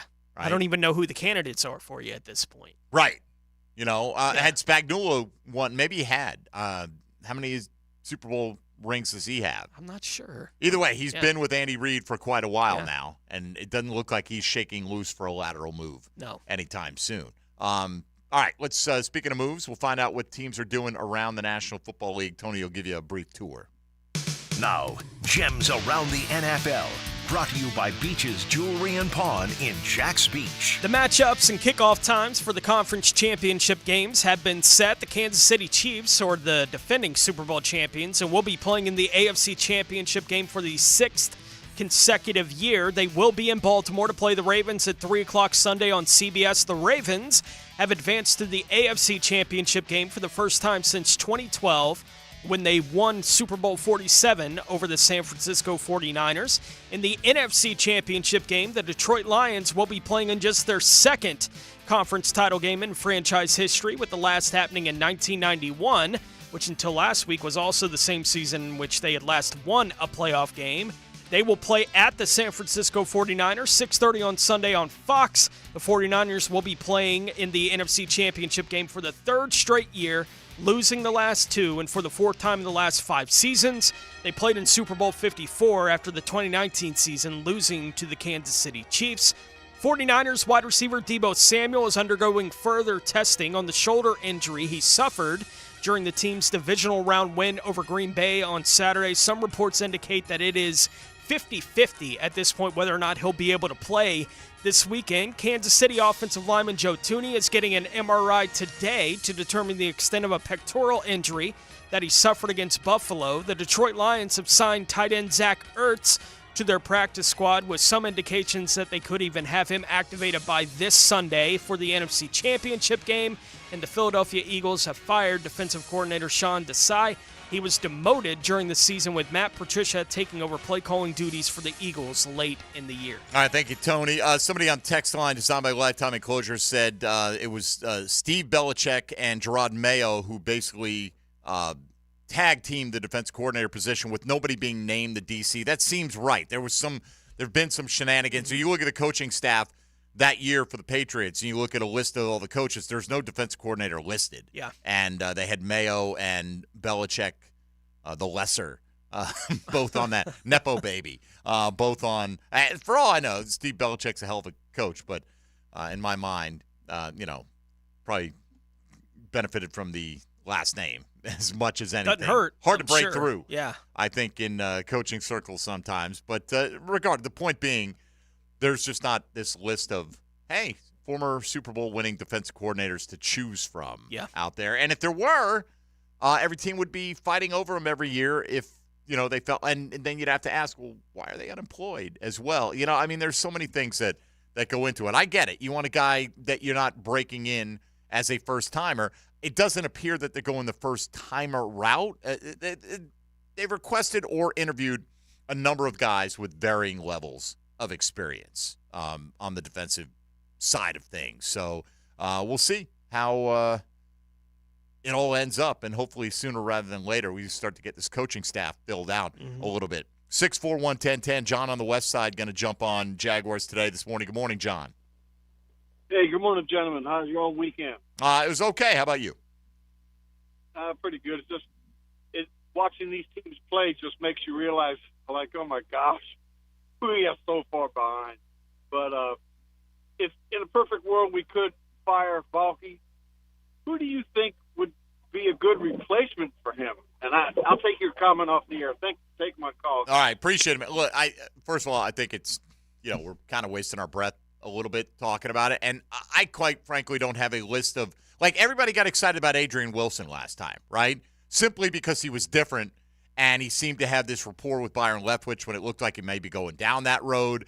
And you know, I really couldn't tell. I don't know who that up-and-comer is. I would hope it wouldn't be Ethan Waugh, who has worked with Balky and has been on the Jaguars staff now, that they'd have a completely fresh set of eyes. But I think it's kind of a moot point. I'll tell you, I don't have this list of candidates ready to go that I know who would be the next best upcoming GM. And I think that's the case for a lot of folks in the NFL media, quite frankly. But I think people are happy to try something different if they don't feel like what's going on now is working.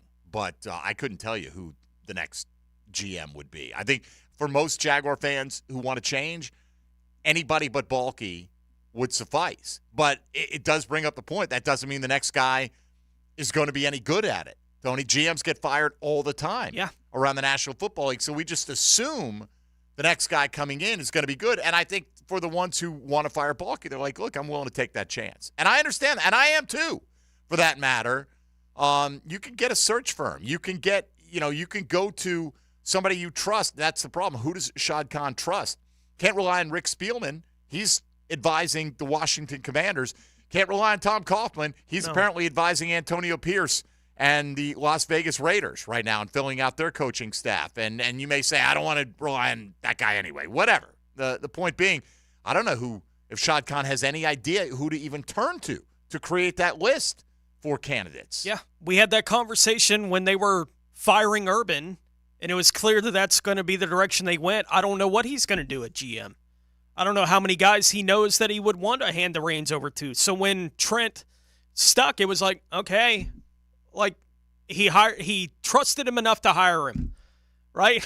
Like that's I don't know what the answers for Shad Khan are outside of the building, and I don't have a list of general manager candidates in my mind. I feel like I've seen enough of Trent Baalke to feel like, no, it's not going to work.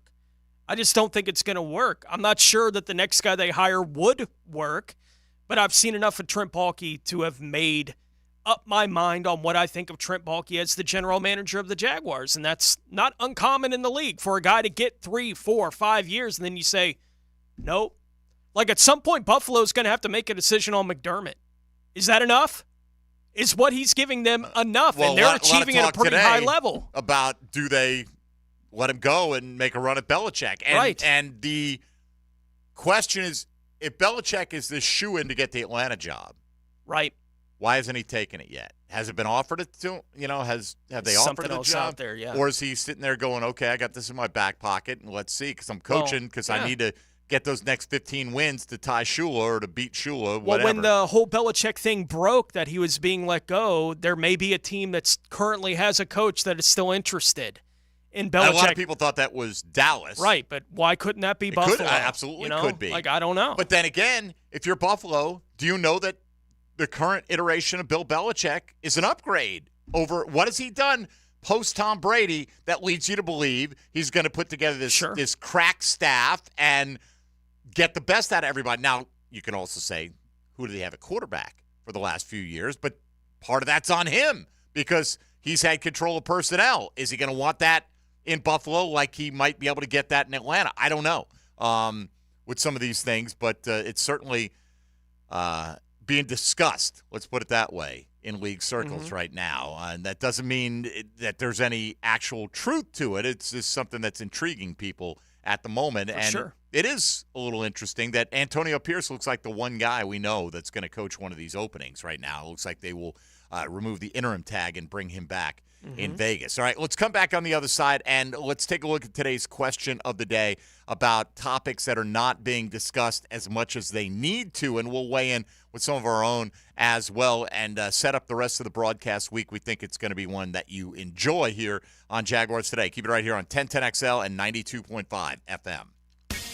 Hey, folks, Mike Dempsey here for Dandy Foods. You want to start your day, your week off the right way? How about a little breakfast from Dandy? Next morning, you get in the car early. You don't have to worry about what you prepared at home. In fact, you can have breakfast any time of the day. Sometimes we all love that late-night breakfast, right? I know I do. Well, with Dandy, you swing into an area gate station, and you have fantastic breakfast offerings available 24 hours a day, like buttermilk biscuits, soft flaky croissants, French toast, light tasty maple waffles, sizzling country sausage. I'm not done. Black Forest ham, thick sliced bacon, peppered fried eggs, creamy Wisconsin cheddar cheese, all that and more in many, many combos. Just one of the great offerings Dandy has. Breakfast items, absolutely. Sandwiches, subs, lighter fare. They've got it all. Just swing into an area gate station, fill up the tank, and fill up your belly and get on your way. If you're hungry in Duval, Dandy is the name to know. So do what I do when you are. Go out and make yours a Dandy, and do it today. Jaguars Today Monday on 1010XL is brought to you by Ratify Credit Union, your neighborhood credit union. From the Jacksonville Orthopedic Institute studios. Hi, I'm Troy Aikman. I'm John Fox. This is Heisman Trophy winner Gino Torretta on 1010XL. 1010XL. 1010XL. 92.5 FM. Credit for everyone. 500 vehicles in one location. 30-day exchange program. If you want it all, get it all at Arlington Toyota Pre-Owned. Right now, just $500 down and only $288 per month gets you a pre-owned 2021 Toyota Corolla. Or you choose a pre-owned 2021 Camry, RAV4, or Tacoma for just $500 down and $388 per month. Plus, Arlington's Credit for Everyone program and 30-day exchange program. Save thousands and shop arlingtontoyota.com today. Local 234 Plumbers, Pipe Fitters, and HVAC Technicians is now taking applications for their state-certified apprenticeship program. As an apprentice, you'll receive excellent benefits, higher pay, job placement, and even earn college credit. The 5-year programs include plumbing, pipe fitting, welding, and HVAC. A career as a journeyman means stability and security. For more information, visit ua234.com/apprenticeship. Local 234. Make the right connection. You know that Big Bargain detergent jug is 80% water, right? 80% water? I thought I was getting a better deal because it's so big. If you want a better clean, Tide Pods are only 12% water. The rest is pure, concentrated cleaning ingredients. Ooh, pass me the intercom thing. Attention shoppers. If you want a real deal, try Tide Pods. Don't pay for water. Pay for clean. If it's got to be clean, it's got to be Tide Pods. Water content based on the leading bargain liquid detergent. When's the last time you had your dryer vent cleaned? A clogged dryer vent is a fire hazard and wastes money on your electric bill. First Coast Home Pros dryer vent cleaning specialists are here to help. FirstCoastHomePros.com. Lower mortgage rates are here, and smart homeowners are wiping out all their credit card debt with help from Loan Pronto. Hey, Prosser here. Right now, Loan Pronto has a cash-out refinance rate of just 5.49%. You heard me. That's a huge drop. So you can get refinanced now, get cash out of your home's equity to wipe out all those credit cards and other high-interest loans. You can save hundreds every month with lower payments. Or, if you still have a mortgage rate in the threes, you can use Loan Pronto's Equity Express line of credit. Just get the cash you need and leave your primary mortgage intact. Loan Pronto can get you $50, $75, $100, even $200,000 in just a matter of days. Bottom line, Loan Pronto's got several options to help you erase debt and take control of your finances. Call today, and you can even skip your next 2 mortgage payments. Call Loan Pronto now at 904-999-1508, 904-999-1508, or loanpronto.com, 999-1508. Equal housing lender, NMLS 1661781, 5.49%, has a 6.39 APR, subject to lender approval. I'm just happy to have a roof over my head. You've heard that saying a bunch, probably through the years, but what if it leaks? That's never good. Who do you call? How can you be sure they're any good? Who to trust? Well, remember this. Preferred Roofing guarantees to educate and inform their customers on such a big decision as replacing a roof. Let their consultants help you make an informed choice that you're sure to feel good about. Master Elite Certified Contractors, Preferred Roofing is who you need to call. Tell them Joe C. sent you. Now that's what I call high-quality H2O. If you want high-quality H2O in your home, call your local water boy, Keith, at Kenai Water Jacksonville. That's Kenai Water Jacksonville. This is Hayes Carline here to help you break free from the chains of pest infestation. The talk of this town is Kingfish Pest Control. By now, many of your neighbors have already joined the Kingfish Revolution, leaving their homes and lawns protected and pest-free. Now it's your turn. Call Kingfish Pest Control and say goodbye to termites, ants, mosquitoes, and other annoying pests. Trust me, you'll get exceptional service and understand why your neighbors and I use Kingfish Pest Control, proud partner of the Jaguars. Shen Yun shows are coming January 30th to 31st to Jacksonville Center for the Performing Arts. Shen Yun revives 5,000 years of civilization through choreographed dance, with music combining classical Western and Chinese instruments and dynamic 3D backdrop. Come see it at least once in your lifetime. January 30th through 31st. Tickets at shenyun.com/FL. I-9 Sports. Kids all over the First Coast can enjoy growing up on a field or in a gym. Right now, winter and spring registration is open, so make sure you find out what I-9 Sports offers in your area. Duval, Clay, and St. John's. i9sports.com. Enter 1010 in the promo code for a discount. Good people drink good beer, and great people drink Mokama, a refined craft brewery out of Fernandina Beach, Florida. Mokama Beer Company brings sophisticated flagship beers, including Cosmico IPA and Dune Garden Lager, to the greater Jacksonville area. Whether you're hitting the water with friends or enjoying a backyard barbecue, Mokama has the perfect beer for your summer activities. Look for us wherever great beers are sold and find your Mokama. 1010XL is presented by Farah & Farah, exclusive injury law firm of the Jacksonville Jaguars. Protecting you and your family. Call 396-5555. Jacksonville. This is Jaguars Today on 1010XL. All right, coming down the stretch here on Jaguars Today. I got a new sponsor for today's 1010 Take pockets, and today's question of the day will use the 1010 Take to answer which is an issue for the Jaguars. What is an issue for the Jags that they have to address this offseason that's not being talked about enough? 1010 Take. Now, Mike Dempsey's 1010 Take. Brought to you by Leonard Truck Accessories and Trailers. All right, Leonard Truck Accessories and Trailers. Welcome aboard. As I'll say, I'm not saying this is the biggest one out there, Tony, but this is one that we haven't really talked much about at all, is Jamal Agnew's place in this whole circumstance, right? Like, felt really good about the punting. Mostly we felt good about the place kicking at many times through the last couple of years, right? And sometimes, not always, but it feels like you can always find a kicker. Like, when we got Josh Lambo in, he was a reject from the Chargers. He was fantastic for us, right? Jason Myers was a reject from us. He's gone on to become a Pro Bowler. That's kind of the nature of kickers. There are always 2 or 3 floating around out there that may be the answer to your problem. I don't think that's the case with a game-changing returner who can do both kickoff and punt returns. And for this team, was probably their 4th receiver, right, for most of the last 2 years. And so he has an impact on game day in more ways than one. If you don't have Agnew back, and Ridley does test free agency because he had to go the franchise tag route with Josh Allen, and maybe they do look at Zay Jones as a cap casualty consideration, you got to rebuild your entire wide receiver room in addition to finding your return guy. And so Agnew's just one piece of that. I'm not saying he's more important than the decision of what you do with Ridley and what you do to ultimately replace Ridley on the roster if he's not back. It's not as important as that, but we've talked about that a good bit. Now, I do think that is something that, for me, I'm going to be watching very eagerly to see how they answer that. Hopefully it's, hey, look, I'd love for Jamal Agnew to be back on a 2-year deal.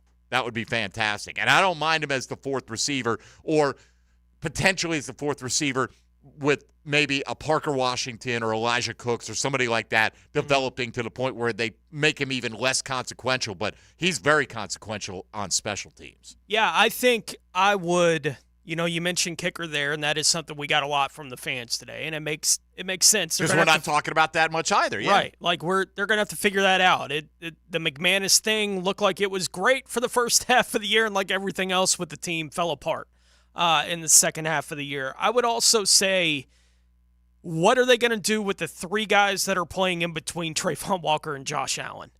going into this next season. Is Devon Hamilton going to be the guy that they thought they were getting when they signed him to that extension? Right? It's not that he's so expensive that you're like, what the heck were you doing? It looks that way in light of what happened this year, right, with Devon Hamilton. And if they get the guy they thought they were getting on the extension, fine, right? But that's a whole year that's basically lost. Correct. Of Devon Hamilton. Foley Fatukasi is what he is, right? And when they signed him from the Jets, he was a guy that gave you a little bit from the interior as a pass rusher, but he was great against the run and felt like he could be that guy. He'd be the fire hydrant in the middle of that defense, right? Just sit him there. He's going to take up two guys. I haven't seen that through 2 years of Foley. They signed Roy Robertson-Harris to his extension last year as well, with how great he was down the stretch last year. And they're betting that that's who he is, right? That's what he's going to be going forward. And he's a good player, but he's not anything special.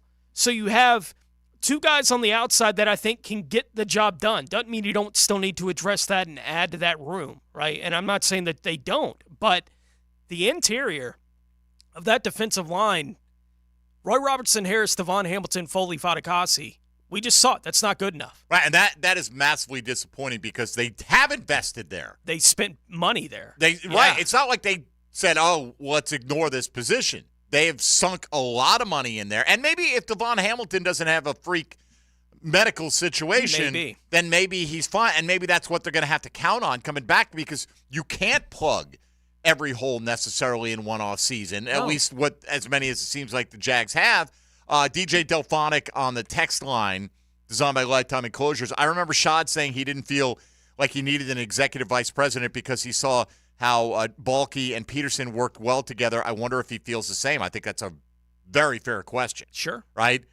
Where we've heard rumblings that Balke's not happy with Press Taylor, right? That this was an issue being discussed in the front office. Well, I don't personally think that the GM should be constructing the staff below the head coach. Whether he has say on the head coach is up to the owner of or the whoever team. is allowing that decision Correct, to be made. right, or the EVP or whatever. And I've also, though, heard that Doug Peterson wants more say in personnel. So is it fair to say maybe they're not on the same page? Yeah, I think to some degree. Now they're going to tell you every decision we make is a Jaguar decision. We go through this process and blah, blah, blah, blah, blah. Well, last year, you had, in happier times, you had Doug and Balke both getting up there. And by this point, we'd long since heard from them in terms of how the season went, because everyone's feeling good. How you like me now, right? Mm-hmm. Well, let's see.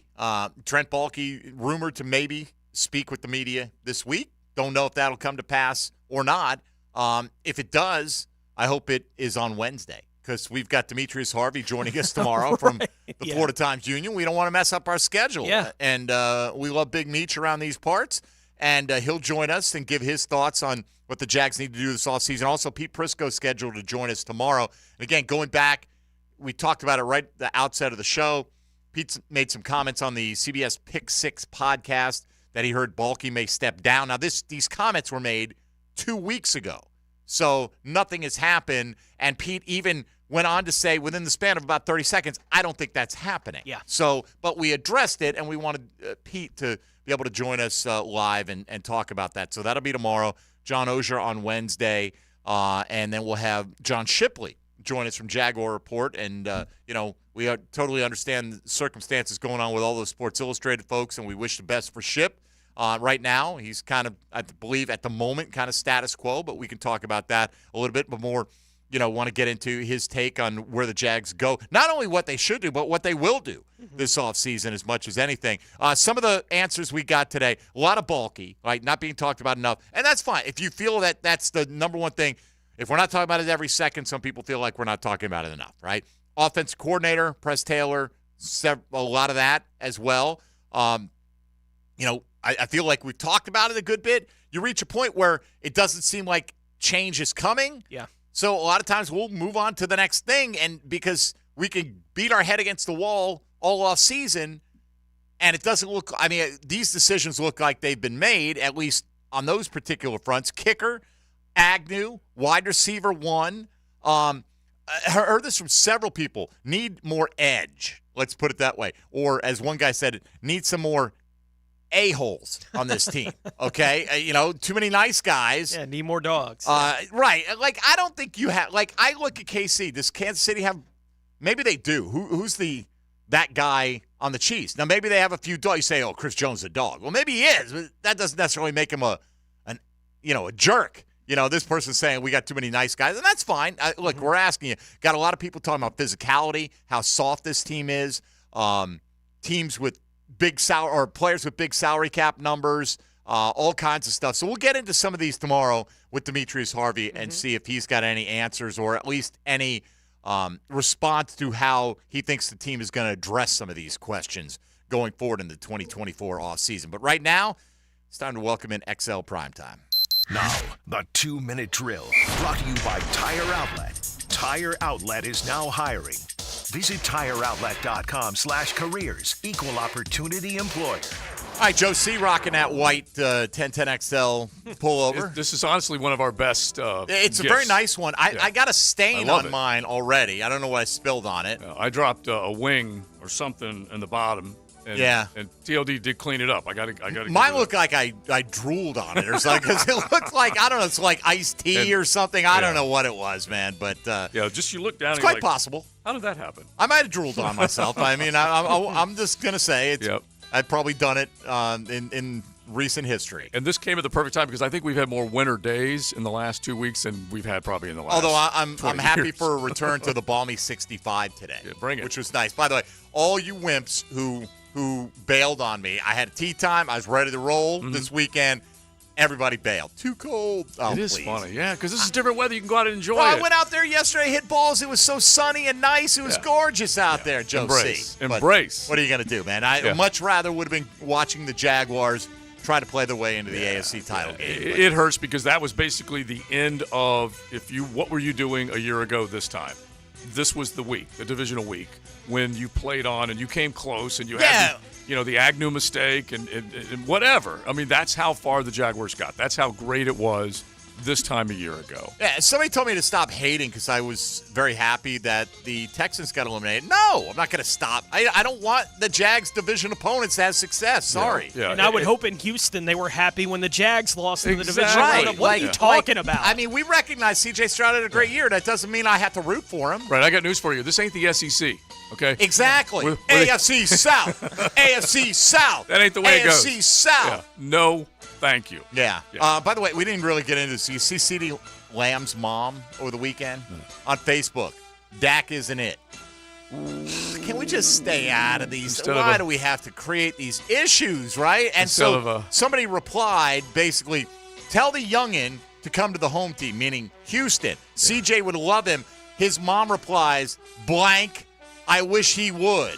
CJ's great. Like, is it got I mean, the helicopter moms and dads. Did CD not put up massive numbers? I was about to say, having a quarterback that got you to be a first-team All-Pro, that guy stinks. He had a great year this year. Right. Like, phenomenal year this year, but I guess because he didn't get him 20 catches in the postseason. Why aren't you Patrick Mahomes? I'm waiting for. Aren't we all waiting for the Stephon Diggs meltdown though to come? Yeah. Like it feels like. By the way, he was involved in those two early plays and got the hell knocked out of him twice early. And then I don't know how many. And then late. How about late? If that was drop it in your lap from 70. You might want to catch that. It was in his mitts, man. And he comes jogging back, holding his fingers apart like you missed me by. No, he didn't miss you, dude. No. He put it right on you. That one, by the way, he tried to body catch that instead of hands. Bounce it right. He bounced it off his shoulder. Pluck it. Yeah. If you're this guy, if you're the man. Yeah. If you're him, Joe. Oh. I've heard a lot. There's a lot of guys that call themselves him these days. Like Pockets, Denmark over there. Yeah, he is him. Him posted one free throw in the faculty-student Baldwin matchup last week. Yeah, I thought Buffalo had this game. I really did. I thought they had this game. I did too. Yeah, by the way, CeeDee Lamb, 135 catches, 1,749 yards, and 12 receiving touchdowns. Yeah, Mama, don't moan about that. That's one of those, the grass is always greener. Yeah. Seems pretty good. But it's her, probably, I'm sure she's heard CeeDee Lamb get some criticism because he didn't do enough or whatever. Mm-hmm. So she's making it known. It ain't me. It's the other guy. Classic. Right? Classic. So what do you have coming up today? Classic Giselle. Tommy can't do everything. Right. I mean, if Wes Welker's going to be out there just dropping everything he throws it. So we'll obviously go back over all the divisional matchups, tie them all together. Who's your favorite now? And then a little college football with some big recruiting weekend news that came out. So we'll jump into all that. All right, Joe, have a good show. All right, fellas. Appreciate ya. All right, there we go. We are done for the day. Very excited. Balky, hold a presser.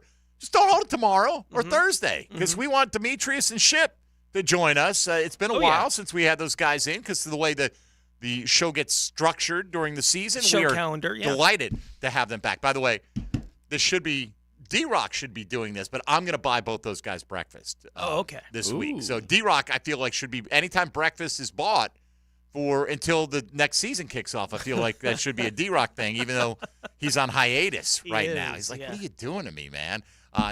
D-Rock, where were you this weekend, by the way? Huh? A little too cold for you? On the golf course? This guy. Unbelievable. At least Pocket's crew went out there and played bad golf. I was laid up now. In the weather. All right. That'll do it for us. Thank you for tuning in. And make sure not to miss tomorrow.